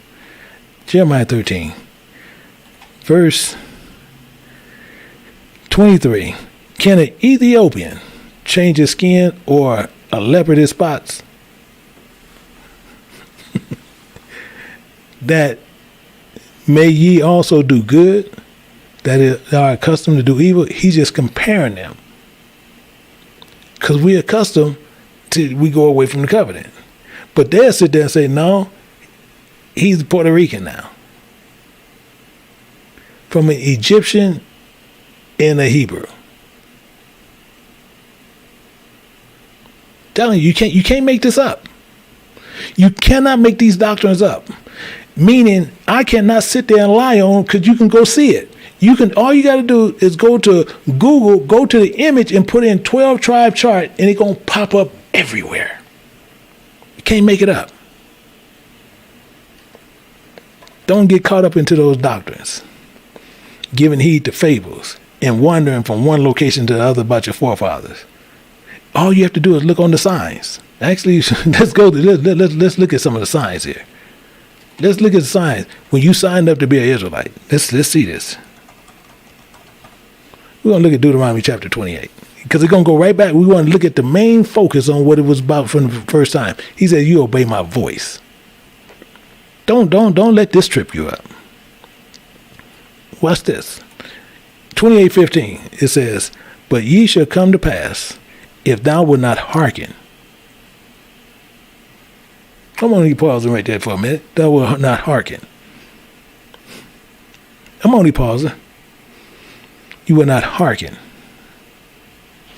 unto the voice of the Spirit of thy God, to observe to do all his commandments and his statutes, which I command thee this day, that all these curses shall come upon thee and overtake thee. How we look over there?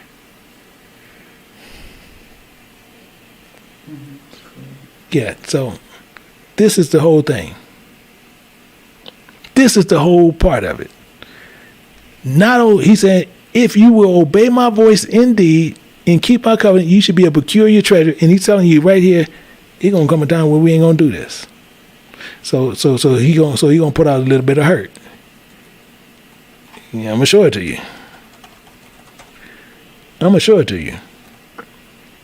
Because they want to base it on where your daddy from? No. Let's look at Deuteronomy 28. We're going to look at verse 20. As you see, now remember, the Spirit already said in Baruch, we forsaken thee. Watch what it says. The Spirit of God shall send upon thee cursing, vexations, and rebuke, and all that thou settest thy hand for to do, until thou be destroyed, including until thou perish quickly, because of the wickedness of thy doing. What the wickedness we did? We done forgot his commandments, and we act like we don't remember them. For thou hast forsaken me. So, we need to know what a couple of things mean. To really get into the nuts and bolts of this. I should tell my wife, go out the room. She shouldn't even hear what's getting ready to come out. Vexations. I want you to write this down, because I'm going to take my time. I want you to clearly get what he's talking about. Vexations mean terror and trembling and distress and starvation. That's what that's telling you. Vexations. When you want to clearly understand where he's coming from, is what he's talking about. Rebuke. He's going to reprimand. He's going to reprove. He's going to expose you. These are things he's going to do. He's telling you right here what he's going to do.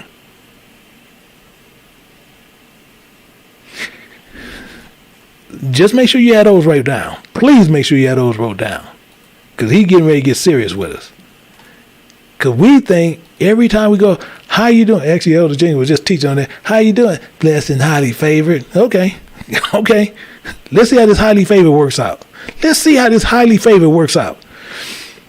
The Lord shall make the pestilence cleave unto thee, blessed and highly favored, until he have consumed thee from off the land, whether thou goest to possess it. pestilence. Meaning what? Sickness and diseases will be our best friends. Sickness and diseases will be our best friends. And just to dig into this a little bit, let me just tell you a few things. I can't show it to you because I don't have it, but let me just tell you a few things. What's real prevalent, and you can go check this.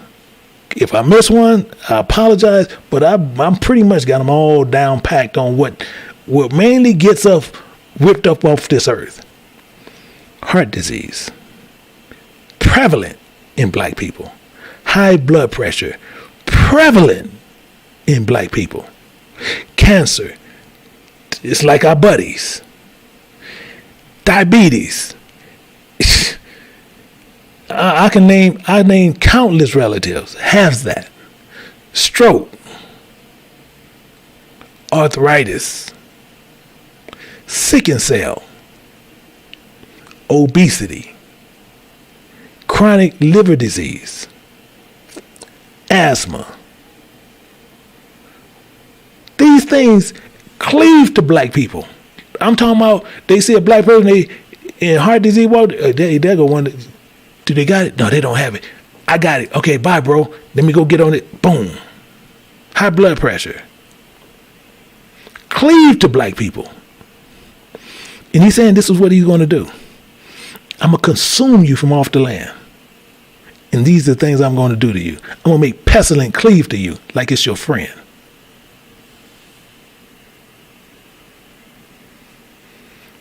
So we can say whatever we want.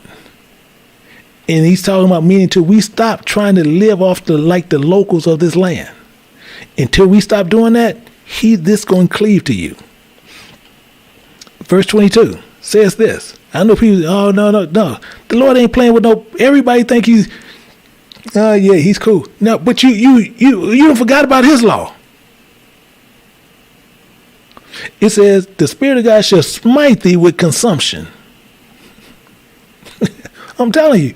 But everybody, oh, well, yeah, praise the Lord. You want to sing one? This is what we do.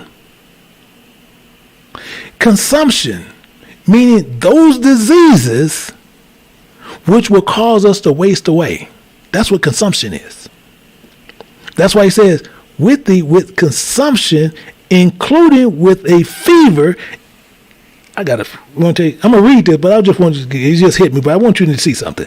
It says, including with inflammation and extreme burning, and with the sword, and with blasting, and with mildew, and they shall pursue thee until thou perish, till you're dead.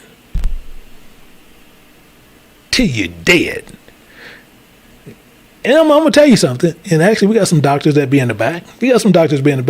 But I tell you what you do. Ask them. Why do you think the first thing when you walk into a hospital, you walk into a doctor, the first thing they do is check your fever? Y'all can't figure it out, can you? But don't worry. Here we educate. Here we all get on the same page. The reason why, when you go in there, ask them this. Why do you check us for fever? Or check this for see if we have a febrile attack. Febrile attack. Actually, I'll spell it for you. It's F-E-B. Well, I want to tell you what, but make sure. F-E-B-R-I-L-E. The reason why they're not telling you something that you should be told. Because febrile, you look it up. You're going to see febrile seizures or look at fever itself. And this is why fevers are inflamed and so serious.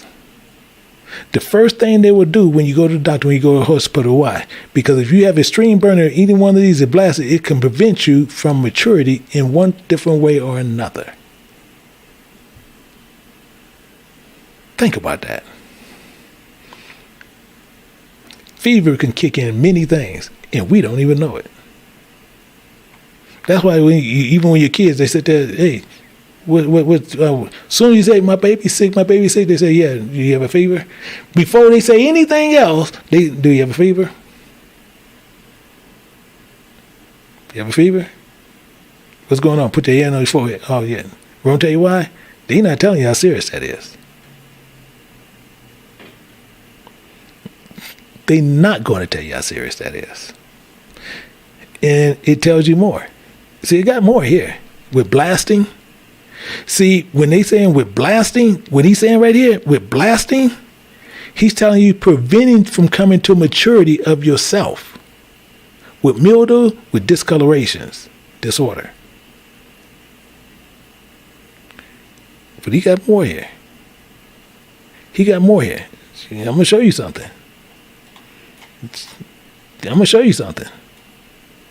He says, in thy heaven that is over thy head should be as brass, including earth under thee as iron.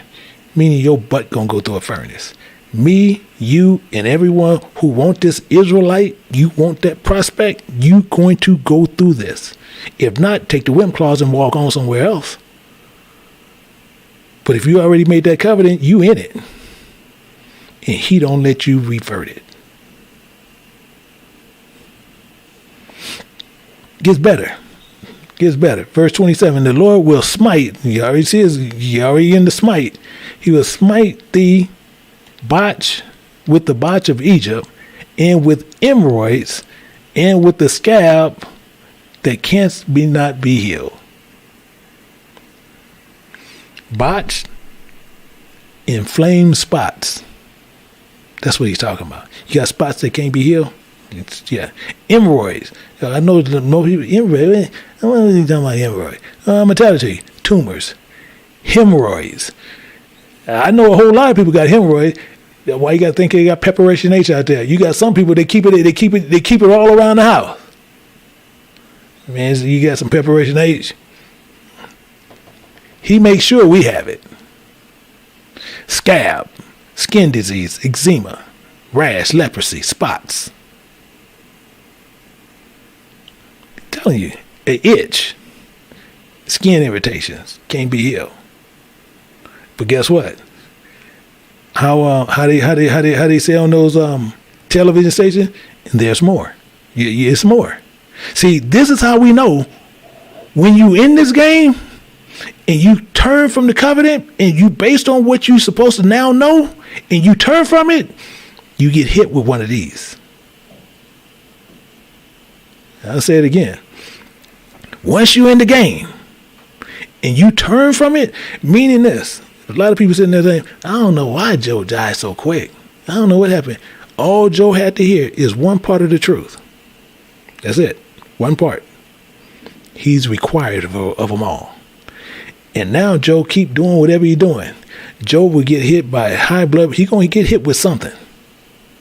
With one of these. Because you have failed to obey the truth. And if you don't obey it, you're going to have this until you dead. Oh, I know we get that. Let's drop down to verse 28. It said, the Lord shall smite thee with madness and blindness and astonishment of heart. Madness, confusion, craziness, and with blindness, meaning deception. You can be deceptive they can decept you all day long. Actually, let me just thought about this. Let's go over here. I want to go somewhere real quick. See. Yeah. Okay, we're going to go to Zechariah chapter 12. The reason why I want you to see something. Chapter 12, we're going to look at verse 4. Why? Because it's going to tell us something that's very interesting. It's going to tell us something that's very interesting that helps us out. It says, in that day, saith the Spirit of God, I will smite every horse with astonishment. Deacon Micah did a teaching a while back, told you guys what horse is. Horse is every doctrine. It's right there. It's right there. If we don't like it, tear out your Bible. But it's there. But it says more. It says, in his rider, his rider is a what? His writer is a prophet, a teacher, an evangelist, a apostle, whatever you want to call him. It's that writer with that doctrine. And he's going to hit that writer with madness. I'm telling you, he's not playing here. But he got more. He says this, and I will open my eyes upon the house of Judah and will smite every doctrine of this people with blindness. People saying, but it's saying horse. Yeah, every doctrine of the people with blindness. So every doctrine that you see, he blinds them. They don't know what the truth is. They don't know what it is. This is what we go through. In fact, better yet, let's look over here at Job real quick. I want to show you on something in Job. While we are already getting beat up by this covenant, we might well just go and just look at the whole thing.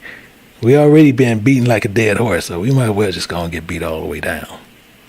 It says in Job chapter 5, verse 14, it says, they meet with darkness in the daytime and grope in noonday, comparing in the night.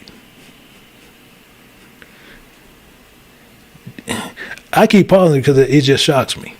Because he's telling us, we going to grope like a frog do at night in the daytime because we too blind to see. I'm telling you, we can't even make this up. As if we're in total darkness. I tell you what, it's early afternoon and evening for some people. It's still daytime. What he's saying is you can go outside. It's just like it's pitch black in a closet. Even though it's noonday. We're going to grope like frogs because we can't see. In fact, it actually runs me over here to Isaiah. I believe Isaiah 59. To even look at it more. Think about it. Thinking about it, I told you, we might well just going to get hit. Just might as well going to get hit. Might as well just understand the whole thing all together and just stop playing around with it. 59:10. It says, we grope. I'm only pausing for a fact. We grope. We grope for the wall like the blind. Meaning you groping and hoping something bounce back to where you, oh, that's the wall. Okay. Then you think you can walk around, but you're blind. Including we grope as if we had no eyes. You see what he's saying here? We stumble at noonday. You walking outside and you done tripped over a big old boulder. I didn't know the boulder was there. How you didn't middle of the day? Oh, I'm blind. What you see? You were just in the whorehouse. Oh yeah. Mm-hmm. Blind as a bat. Blind as a bat. You know how many dudes go down to Vegas to go to I can't even think of the name of that horror place they got down there. The something ranch. Something I know they call it ranch something down there. You got men, even me and my wife, when we went to Aruba, which I vowed to never go there again. We went there and me and her were gonna go down to this one beach. And the cops made us turn off to where they gonna try to sit there and thinking that we trying to buy some prostitute. Blind in the middle of the day. As soon as we were trying to go to the beach. Oh, well, we were going to give you a ticket. Ticket for what? Why are you over here?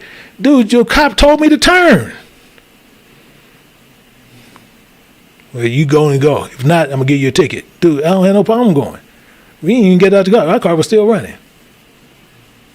Wife looked at me like, what you, I don't know, but you might, I ain't like that. You might, we fussing at each other, trying to find where we going. This cop done told us to turn. But this is what we go through. We be blind in the day. Stumble as noonday. We are in desolate places as dead men. Technically saying we had no understanding. So we stumbled as if it was night and it's the middle of the day. We cannot make this up. This stuff cannot be made up. Let's drop down. Let's go down a little bit. Let's go down to verse 35. Let's go down to 28:35. Deuteronomy 28:35. Deuteronomy chapter 28:35. Watch what he says here. It says, the Spirit of God shall smite. You already know we got a problem again. Because he's getting ready to do something to you. And it's a curse that was already set in place. He says, smite thee in the knees, including in the legs, with sore botch that cannot be healed. Why he keep giving us stuff that can't be healed? From the sole of thy feet into the top of thy head. But just know I'm making a couple of things. So when he talking about you're going to strike you. But I just want you to really understand what he's talking about the knees. He's talking about the joints. So when you say, I got joint pain, I got this. Okay, now you know why. You done did something, you doing something that God ain't pleased with. So he's making you know, and the only way he going to get your attention is to do that. He gonna get your attention. Oh boy, my knees, my leg, my toes, my arm, my neck. Okay, he gonna smite you in the joints. And saying why he's saying in the knees? See, everybody think he's just talking about the knees. No, he's talking about your joints. Because he's saying, but watch this, including in the legs. Legs got joints. With sore botch. And them botches ain't cool because it's boils, inflamed spots that can't be healed. But as he keeps saying it, he got more. I'm telling you, we can't get out of this. It says, and the Spirit of God shall bring thee, including thy king, which thou shalt set over thee. So he's going to set somebody over us. We always want to see a king. Think I'm playing? Go look back there. We're always looking for a king to be over us. We don't want this. Give us Saul. Saul walking around looking like this debonair, handsome guy. First thing we want Saul. I want Saul. The women sitting there, ooh, Saul, look at that man. That man sure is fine. You know they sitting there, ooh, look at that. My king is fine. They probably wasn't saying fine then, but they were saying fine. Ooh, boy, look at him, just fine. And then you got some homosexual sitting there saying, yeah, he gonna set a king over us. Unto a nation whether thou nor thy fathers have known, including thou shalt serve other gods, wood and stone. You can't tell me we don't do this because we do it. You can't tell me we don't do it. And he gonna set another king over us. But the main problem is how we gonna get there. He took care of that. Let's go down to verse 68. He took care of that. He even gave us free tickets. Here you go right here. 28:68. And the Spirit of God shall bring thee into Egypt again with ships. A free ticket. By the way thereof I speak unto thee, thou shalt see it no more, because you don't want to see, we don't want to do right, so we might well be where we want to be. And there we shall be sold unto our enemies for bondmen and bondwomen. And guess what? We love it. You can't tell me we don't love it, because we love it.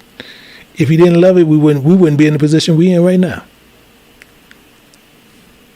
See, I'm not going to sit here and sugarcoat, yeah, folks, we need to know. We love it. As a whole, we love it.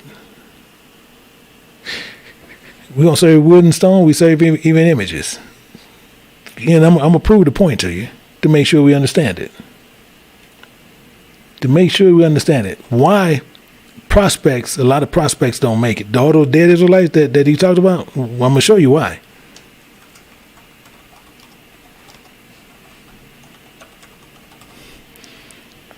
Wisdom of Solomon. Wait a second. We're going to look at Wisdom of Solomon real quick. We're going to go to chapter 14. Wisdom of Solomon, chapter 14. We're going to pick this up at verse 15. And we're going to see how we serve this stuff. Why? Because it's in our book. It says, for a father afflicted with an untimely mourning, when he had made an image of his child, soon taken away.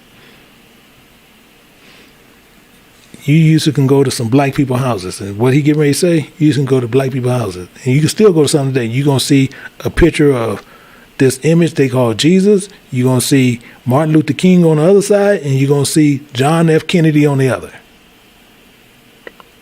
That's how you're gonna see it. Watch this. He says, taking away now, honor him as a God. I'm telling you, it hurts so much. You have to laugh. John chapter 4 tell you God is a spirit. You have to worship him in spirit and truth. They got an image of a man up on the wall, and they call this man God. And people can't sit there. You got people, yeah, they sure was. No, guess what? You did it too. You did it too. Because me too. Honor this man as a God. Because they're blind. But he said this, which was a dead man. That's all he was a dead man. And delivered to those that were under him ceremonies and sacrifices. Ceremonies and sacrifices. How is this true? I'm going to show you how the true this is. It says, thus in process of time, ungodly custom grown strong was kept as a law, including graven images were worshipped by the commandments of kings. You see what's going on here. And you see it's kept as a law. Tell me Christmas and Easter is not kept a law. He rose, and Christmas is showing you his birthday. It's kept as law. Everybody had that day off.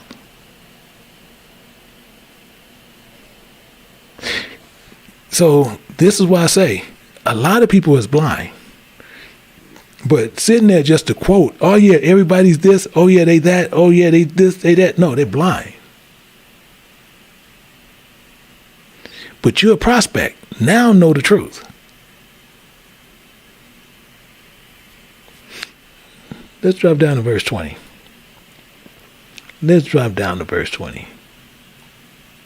It says, and so the multitude, all of us,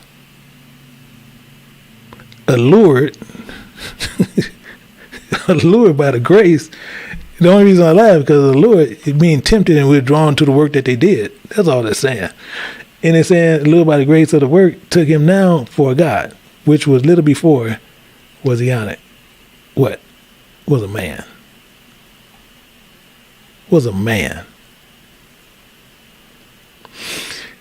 This is our problem. And we're not even seeing this.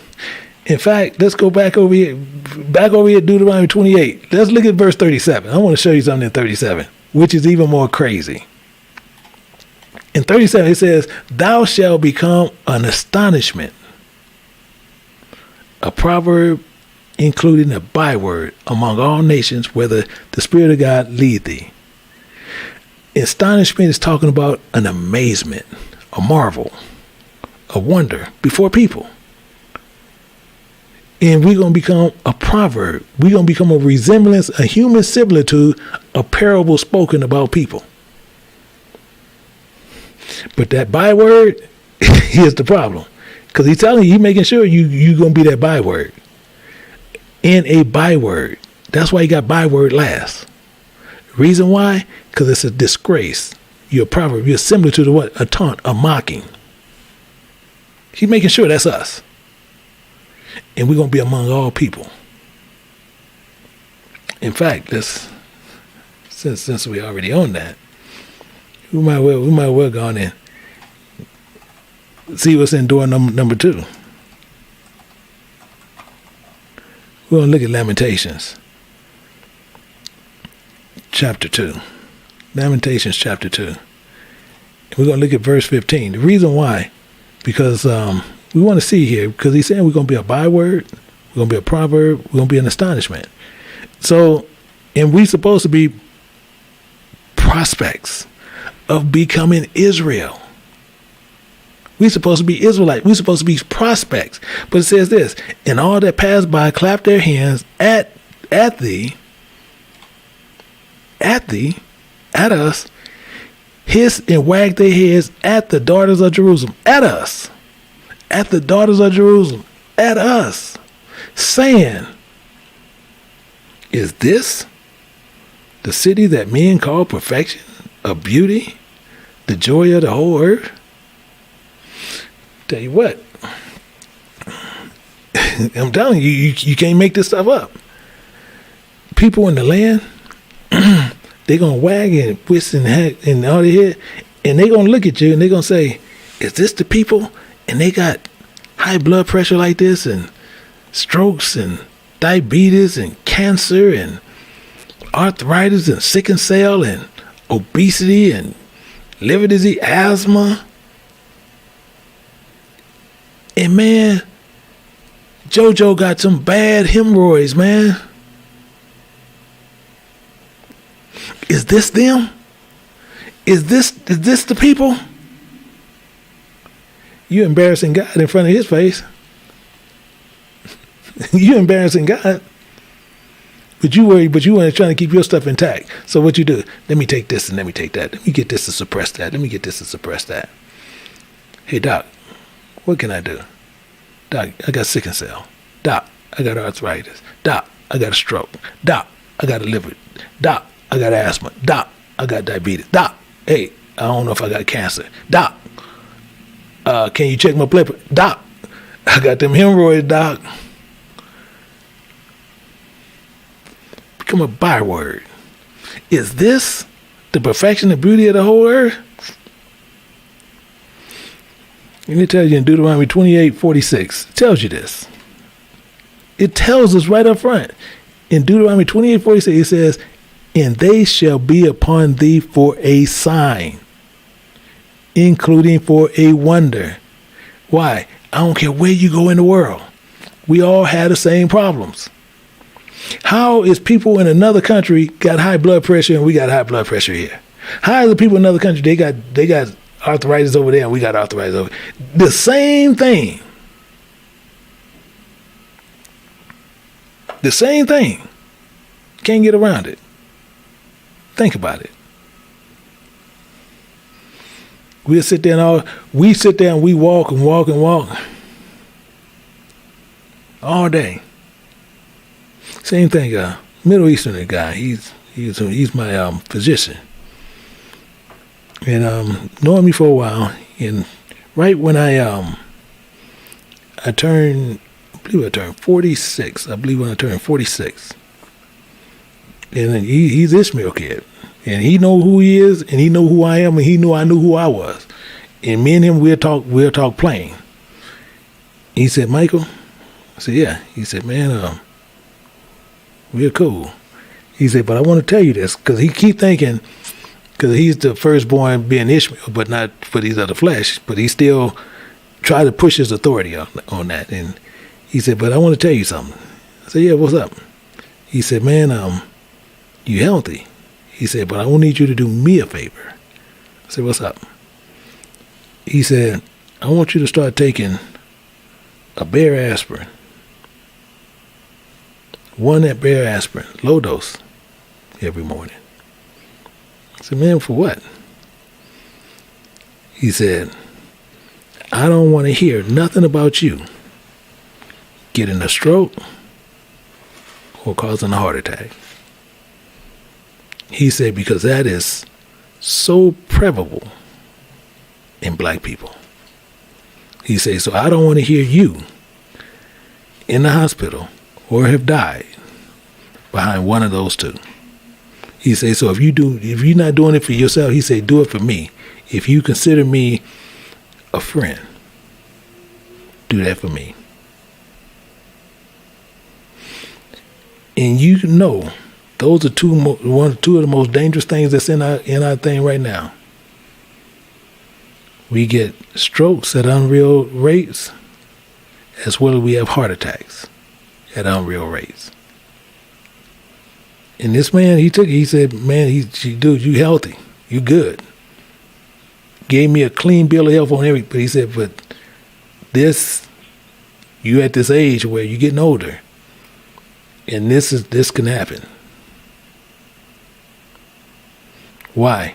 because it's for a sign and a wonder, and it's upon that seed of Israel forever. So I had to sit down and think about it, because this is the thing that we got to wonder about. If we're going to be prospects of Israel, and we not following the instructions of the covenant, it comes with the punishments. Because if we're not doing them, we got punishments coming behind them. In fact, let's go down. Let's look at some more of this here. In 50. In Deuteronomy chapter 28, picking up at verse 50, says this. Being part of this covenant, it says, a nation of fierce countenance, which shall not regard the person of the old, nor show favor to the young. You can't tell me this is not happening right now.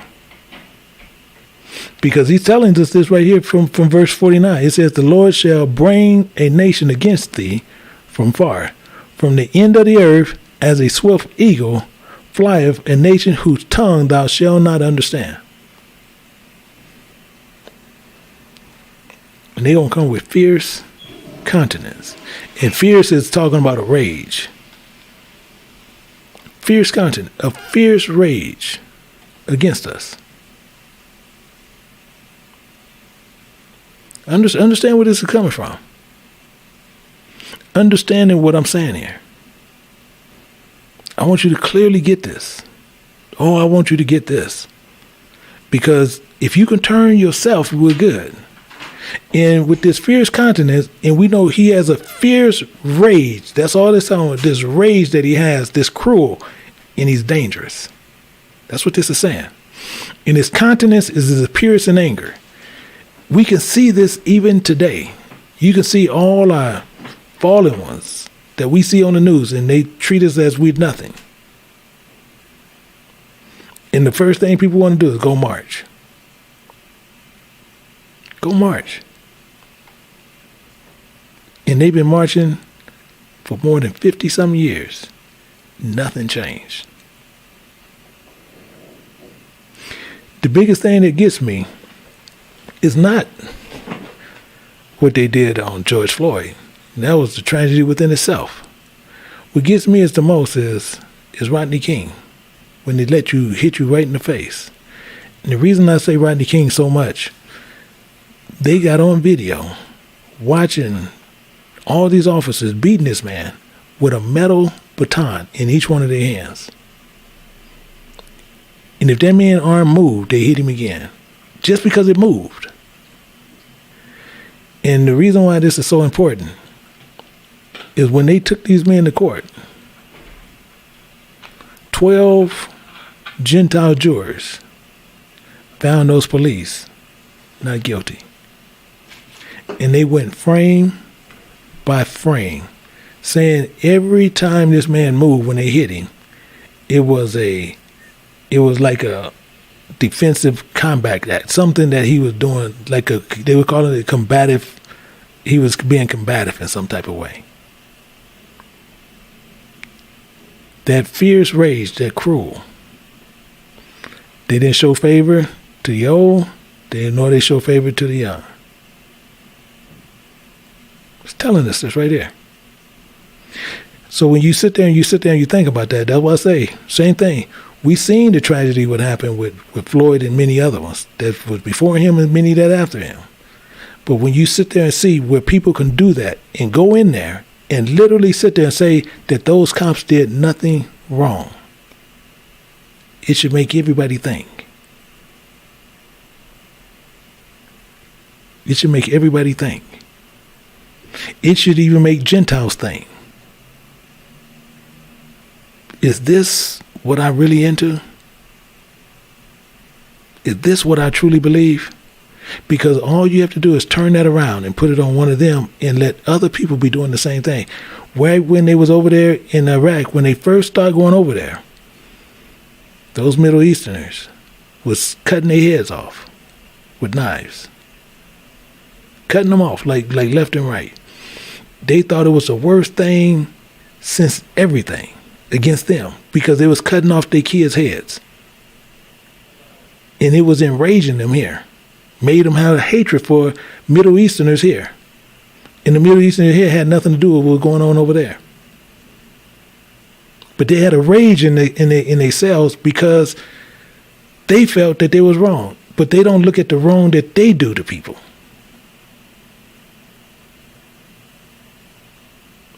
They have a careless attitude. This is why people have to really pay attention to what's going on all the time. In Deuteronomy 28, we're going to look at 65 and showing you just the rage that happens. 28:65. It says this. And among these nations thou shalt find no ease. So as an Israelite or as a prospect, you are not going to find ease in this world. I don't care where you go. It says, you will find nothing. Neither shall the sole of thy feet have rest, but the Spirit of God shall give thee a trembling heart and failing eyes of sorrow of mind. He's doing that for our benefit. And most people don't know this is a benefit here. But I'm going to explain it to you to where we can get it, to where we can understand it. Because the trembling is trembling, when you see trembling, it is the conditions, is what that's talking about. Either you're going to say condition or you're going to say the conditions. And then it says, or failing, mean the ability. So now you don't have the ability to do something. That's all failing means. Ability. Meaning failing, you don't have the ability to do something. That's what this is saying there. It's telling us clearly. And when you get to the eyes, everybody know what eyes is. It's understanding. Is understand. So that's why he says that we don't find no ease. So he gonna give thee trembling heart, failing eyes, and sorrow of mind. And sorrow of mind meaning despair, languish. Meaning you can't go to no man, no person, no anyone. That's why he says in Deuteronomy 28:68, where he said, no man is going to get you out of it because you're going to have no one to help you. You seen up earlier, if you go back in Deuteronomy 28, you please read it. You see where it's talking about you will be looking at your children can be looking at you, and you cannot help them. So he have to give you this sorrow of mind to where you can't look to no one person. That's it. To one person. Because you have this sorrow mind. And the only one you should be able to remember is what? When you look in that pocket, how your mother, well, your mom probably didn't do it. Y'all probably look at me like I'm crazy. But when we used to be younger, our mom and them, they made sure we had a dime or a quarter in our pocket to make a phone call in the phone booth, which these kids probably sitting there like, they had phone booths around town? Yeah, they had phone booths around town. But don't talk about me later. But they had phone booths. But your mom then wanted you to have that dime or that quarter so you can always make a phone call. But he wants you to look to one person. That's to God. That's why he's saying he's giving you that sorrow mind, that mind of despair. You have no one else to look to. In verse 66, it says this. It makes it maybe even more better up closer. It says, and thy life shall hang in doubt before thee, and thou shalt fear day and night, and shall have no assurance of thy life. This is where the party starts. This is where it gets serious. But you have to look to God. See, this is the testing ground. This world is the testing ground. But if you want temporary salvation, you're going to seek Satan. Satan's in those church buildings. Satan is in those campgrounds. You can get temporary salvation. But you're going to still pay for that later. Because as I said before, this is an individual thing. This is an individual thing. We're going to see this as we go through this. So if you sitting there saying, won't tell you what? I'm a Hebrew. But I do want that. I'm going to be an Israelite because I want that end. I'm going to endure it to the end. Then you talking about something totally different. Because you want to go for the eternal life. You want to go for everything. And it has rules. And if you want that, you got to follow the rules. So this is why it says this. And we're going to start going through this. Because if you want to go through this testing ground, this is what's going to happen. We're going to look at a couple of these. We're going to go to 1 Corinthians. 1 second. Oh, it already went there still. That's a shocker. I'm going to go to 1 Corinthians since it gave it to me. 1 Corinthians, we're going to go to chapter 11. We're going to look at verse 34. This is why this is so important and why this is spoken in parables. It says, including providing any man hunger. And hunger mean in need. Remember that. You write that down and you put that on the side. If anyone hunger, if anyone is in need, or you experience or suffering, let him eat. Let him learn at home. That's why this is so important. Because we're going to see some things that are going to happen to you, because this is an individual thing. He says this, that ye come not together unto condemnation. Because you're going to come together and people are going to mix things and they're going to sit there, no, we can do this way, we can change this way, we change that. No, he wants you to learn to where you can get that, check it, see what's going on, test it, see what's happening, see this, and then you can come together, you can sit there and say, okay, we're going to tell you what, yeah, this is what we've seen, and you can understand it. So this is the reason you learn at home. But then when you out, you encourage someone else. You know somebody else, they say, oh man, you know who you, okay. You encourage them to stay on their way, to stay on their path. So let's look at this test. Let's look at the test, and we're going to see what this test is. And most people know I'm real partial to Uncle Idris, and that's what we got to go to, Uncle Idris. We're going to look at 2nd Idris, chapter 7. We're going to look at verse 6. Actually, it's already highlighted. It says, there is also another thing. I want you to clearly get this, because we're going to find out what's happening all the way around. And it's going to help us out a great deal now. A city that is built is set upon a broad field, including full of good things. So the test is from moving from Hebrews to Israelite to Israel.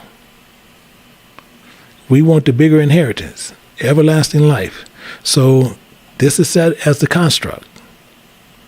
The world is broad, is full of good things. Keep this in mind as we continually move forward, because it's continually full of good things. But he tells us what's going to go on and why it's so important to pay attention on why he gave us the sorrow in mind, to where we only can look to one person, not look to another person that's in flesh. Only one can help you is God. That's why you had a sorrow in mind. Keep this in mind. It says this. It says, the interest thereof is narrow, including is set in a dangerous place to fall. It's telling you here. So we got to keep our mind open to make sure we can hear this voice of God, because he says, he's telling us where it can fall. He says, as providing there were fire on the right hand and on the left deep water. So the fire is talking about the desires. So you're going to have desires on one side. You're going to have mysteries and thoughts and secrets of imaginations of knowledge on the other. This is what's, we are in it. We in it. Meaning this, I want to show you something here. Show you what happened to Adam. Let's look at Adam. How Adam, he as he was going through the same road. See now, Adam, one of them got it, and then they fed it to the other one. Let's look at this. Because she was over there. He wasn't standing right there. Watch this. It says, and when the woman, so it wasn't Adam, so it wasn't them together. She was by herself. He was over doing whatever he was doing. So it says, and the woman saw that the tree was good for food. Because this is an individual thing. And it says, including, it was pleasant to the eyes, it was pleasant to her understanding, including a tree is to be desired to make one wise. These are two good things. This world is full of what? Good things.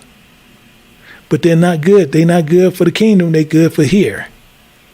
It says she took of the fruit, so she took of those works. thereof and did learn, including gave unto her husband. Then she took that same understanding to him and gave it to him, and he did learn of it. And she's telling them that they can be like gods. This is why it's so important. This is why we have to make sure we know what we're talking about when we go through here. In fact, let's go down a little bit more. Let's go down to verse 8. It says, in one only path between them both, even between the fire, the desire, and the water, and the knowledge, so small that there could but one man go through at once. That's why he said he got to give you this sorrow in mind to where you only can seek one. You only can seek one person. That's God. Because if only one can go through that means your husband or your wife can't walk through with you. This is an individual thing that you have to go through. And only one can go through at a time. In fact, let's look at something. Let me go back to Deuteronomy over here. Then we're going to come back to we're going to go back to Uncle Idris. We're going to go to Deuteronomy 28. I want to show you something here real quick. 28, and we're going to go to 65. I want to show you something right there. And it's telling you right here. In 65, it says, and among these nations thou shalt find no ease, neither shall the sole of thy feet have rest, but the Spirit of God shall give thee there a trembling heart. A trembling heart and failing eyes and sorrow of mind. He's given us that for our benefit. This is not a negative, unless you want it to be a negative, but it's a benefit, because now you only can look to one person. That's to God. That's it. No other place you can look. Because you'll be on your own. So as a prospect for Israel, being an Israelite is based on conditions that's set before you. And you won't find no ease and no rest here. Including the Spirit will give us these things, this trembling, this conditions, and this ability to understand what's going on in this world, and this sorrow, this despair, to where we can end up focusing strictly on God. In fact, let me help you out a little bit and show you why I'm saying what I'm saying, so we can see where we're coming from. In 2nd Idris, chapter 16, I'm going to show you why I'm saying what I'm saying. 16, and we're going to cruise over to verse 75. And it says, be ye not afraid, neither doubt. That's a full thought. So as we in this world, and we're going through this, and we don't have no assurance, but he's telling you, we shouldn't be afraid, and we shouldn't even doubt this. Because it's telling you, for God is your guide. He's our guide. But we have to sit there, and he's the one we have to depend on. He's the one we have to focus on. He's the one when we look to make sure we're making the right choices, we doing these right things. We have to depend on God. You trust God rather than man. Man teaches you anything contrary to outside this doctrine, you shouldn't even pay him no attention. This has nothing to do with this man telling you, okay, I'm going to get you to the kingdom. He said, I'm going to give you pastors according to my heart. They will feed you with knowledge and understanding. All he did is give me the understanding and the knowledge to understand his word, to break it down, to give it to you, to make sure you can understand it. He don't tell me where to go, because I cannot tell you. So we are to follow the guide. We are to follow God. And if we follow God, we should have no reason whatsoever to be afraid. None. That's the whole point of all this. Verse 9, it says this. Verse 9, it says this in 2nd Idris. It says, providing the city now were given unto man for an inheritance. You see how he's saying for an inheritance. So now if you would have got it before, anything happened, and then we sitting there and we being these hell raisers as we are right now, what's the point of having the kingdom? We'll be the same hell raisers over there. But he's saying, so if it was given to man for an inheritance, if he never shall pass the danger set before it. So we have to go through, because he want to see who's going to be obedient and who's not. Because it's based on obedience. We have to obey the voice. We following God. So if we want to be given the inheritance the same state in today, then sinners are the most wicked and never be tested. How do you think that'll come out? A sinner never be tested. To receive some type of inheritance such as this. It makes no sense. So even with that, Idris even asked the same question. He asked the same identical question here. It says that David said before, how shall he receive this inheritance? How shall he receive it? He's asking the same identical question.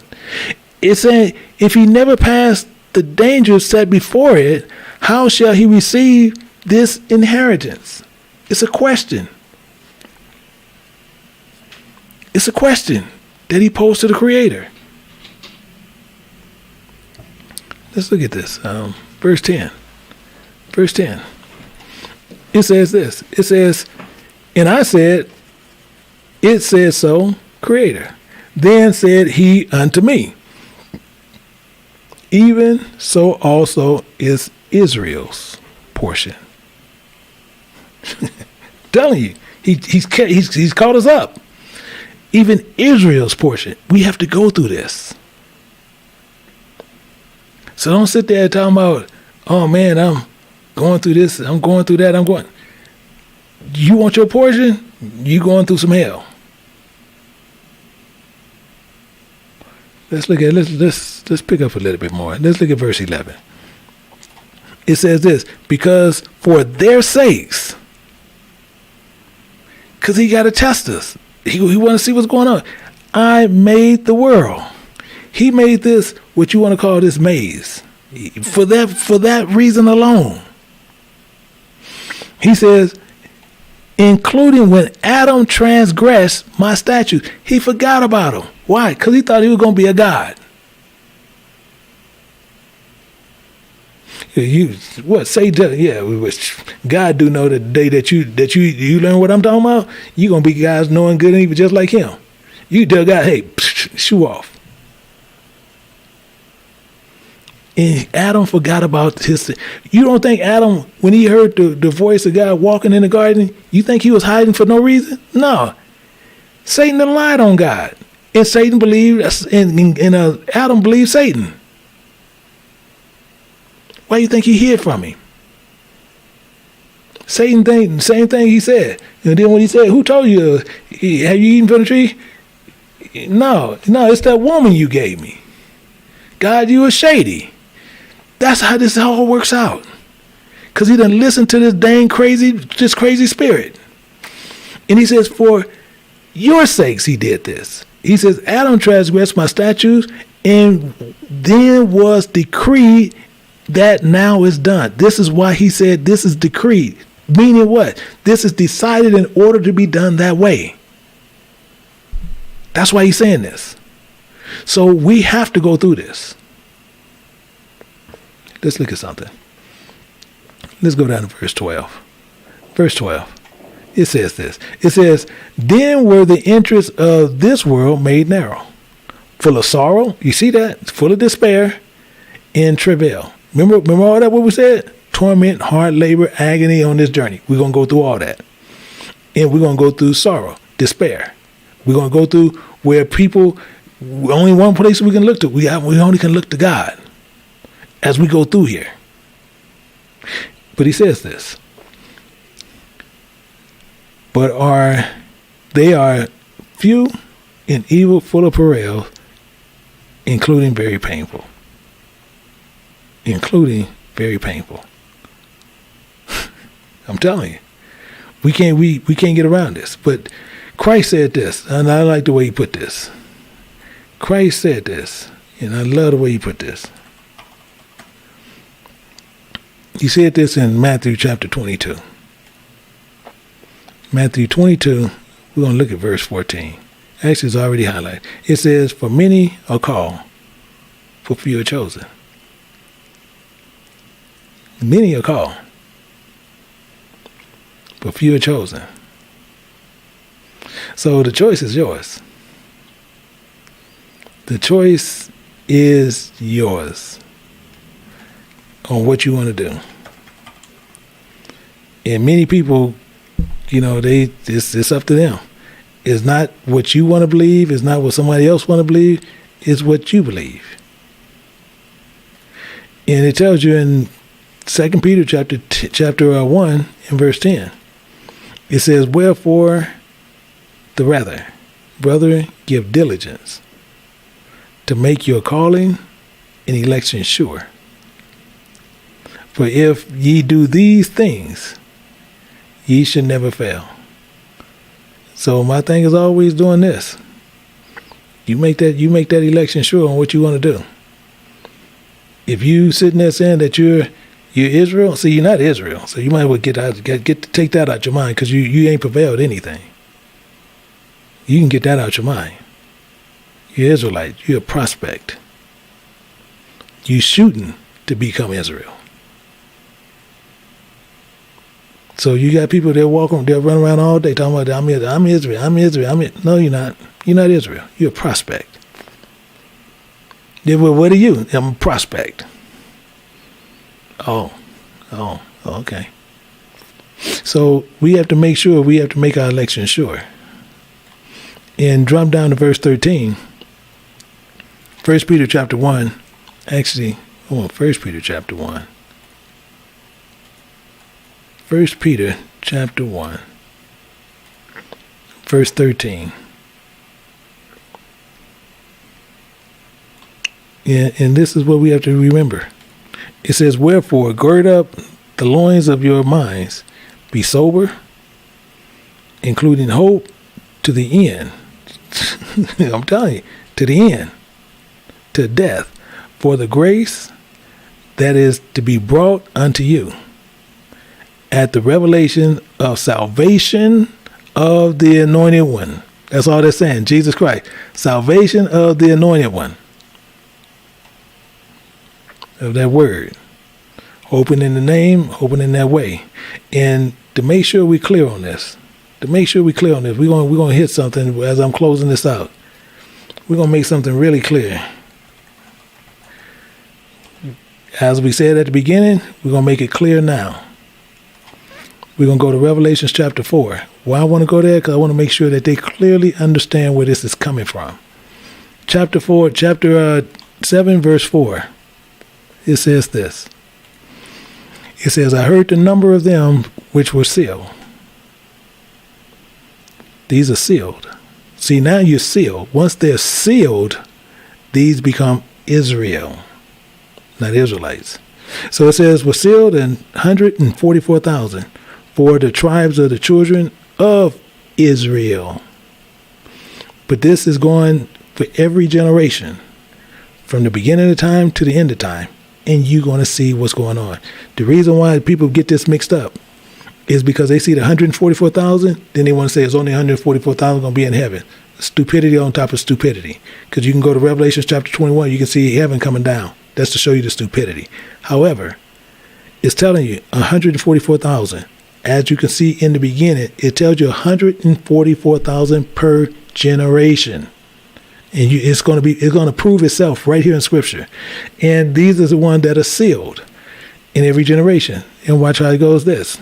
The ones who went through, we're going to see here. It says, of the tribe of Judah. You see the tribe of Judah. Per generation, were sealed 12,000. Per generation. I don't care how we look at it. Per generation, 12,000 was sealed. It says more. The tribe of Reuben were sealed 12,000 per generation. And you're going to see why I'm saying that. I promise you're going to see why I'm saying that. It says the tribe of Gad were sealed 12,000 per generation. It says,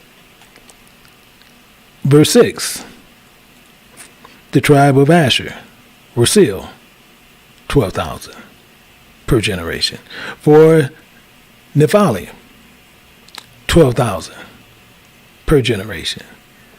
of Manasseh. Now, you know, Manasseh and Ephraim are one of the same, so, but he's just holding them there. And it says the tribe of Manasseh were sealed, 12,000. The tribe of Simeon, one second, let me get to here. Tribe of Simeon, 12,000. Of the tribe of Levi, 12,000 per generation. The tribe of Issachar, 12,000 per generation. Keep going. It's telling you the tribe of Zebulun, 12,000 per thousand. The tribe of Joseph, sealed, 12,000 per generation. The tribe of Benjamin were sealed, 12,000. Now we know that's 144,000. This is why it tells you, and it makes it perfectly clear for you. It says, after this I beheld, and lo, a great number which no man could number. Okay, so where are you getting the 144 from? this you'll nail them right every time. If it's 144,000, how in the world do it say right here no man can number? Because it's per generation that no man can number. And it says, and beheld a great multitude which no man can number, and all nations and all kindreds and all people and all tongues stood before the throne, before the Lamb, clothed with white robes and palms in their hands. Bingo. Because if they tell you 144,000 and they can't count it, please tell me anybody who said they can't count $144,000, tell them to come by my house with the 144,000. I'll count it for them, because I guarantee you I'm only going to count 100,000. That's it. That's all I'm going to count 100,000 and say that's 144. If they can't count 144,000, tell them to come by the house, bring all cash, and bring hundreds, and we're going to make sure. So again, you got to give diligence and make your election sure. This is why it's so important. And so many people, when you try to follow guides and different things, the Bible tells you it's very clear. In 1 Corinthians chapter 8, why you have to make your election sure. Chapter 8 and verse 5. See, Paul, and people don't hold on to Paul, but people, that's their ignorance. It says, for though there be that are called gods. Remember what Satan was saying? Hey, y'all can be gods. You got a lot of dudes running around saying they're gods. And he says, whether in heaven or in earth, comparing there be gods many and lords many. He's telling you up front. And you got so many people that sit there. You have people sitting before people, holding these people as gods. Holding these men 100% as gods. And think nothing about it. So with that, hopefully with this, you guys got some understanding from it. What I'm going to do, I'm going to set up a link. I was going to do the link early, but I couldn't do it because people, they wasn't too fair about this the last time. So I got to go through another area. So give me 1 second. I'm going to put the link to where we can go in the back. And we can finish up right there. But hopefully now you guys understand why. Just because you're saying who you say you are doesn't mean you are who you say you are. You have to deal with something until the end. And if you're not dealing with it to the end, you just being a Hebrew. For all are not Israel that are of Israel. So that we know. And that we make understand. So hopefully from this, you guys get what's going on. We understand what's happening. And as you move forward, you know where I'm coming from. So I'm just putting this link in the back to where people can go back there. So just give me 1 hot second to where I can place that in there. And if you refresh your screens, you can see the link in there to where you can actually do it. So if you click on if you refresh your screen, you'll see the link for Zoom to where you can come back in the back and then anyone that have their questions there. And they're going through on this. 1 second. I want to just make sure something get to my mom, because she calls in. So I just need to make sure she has that. So she got that. So with that, I hope that everybody understood what went on. And until next time, you guys can look at the bottom. You can see the link that is there, and we can continue to move forward. So I say until next time, I say to each and every person, Shalom.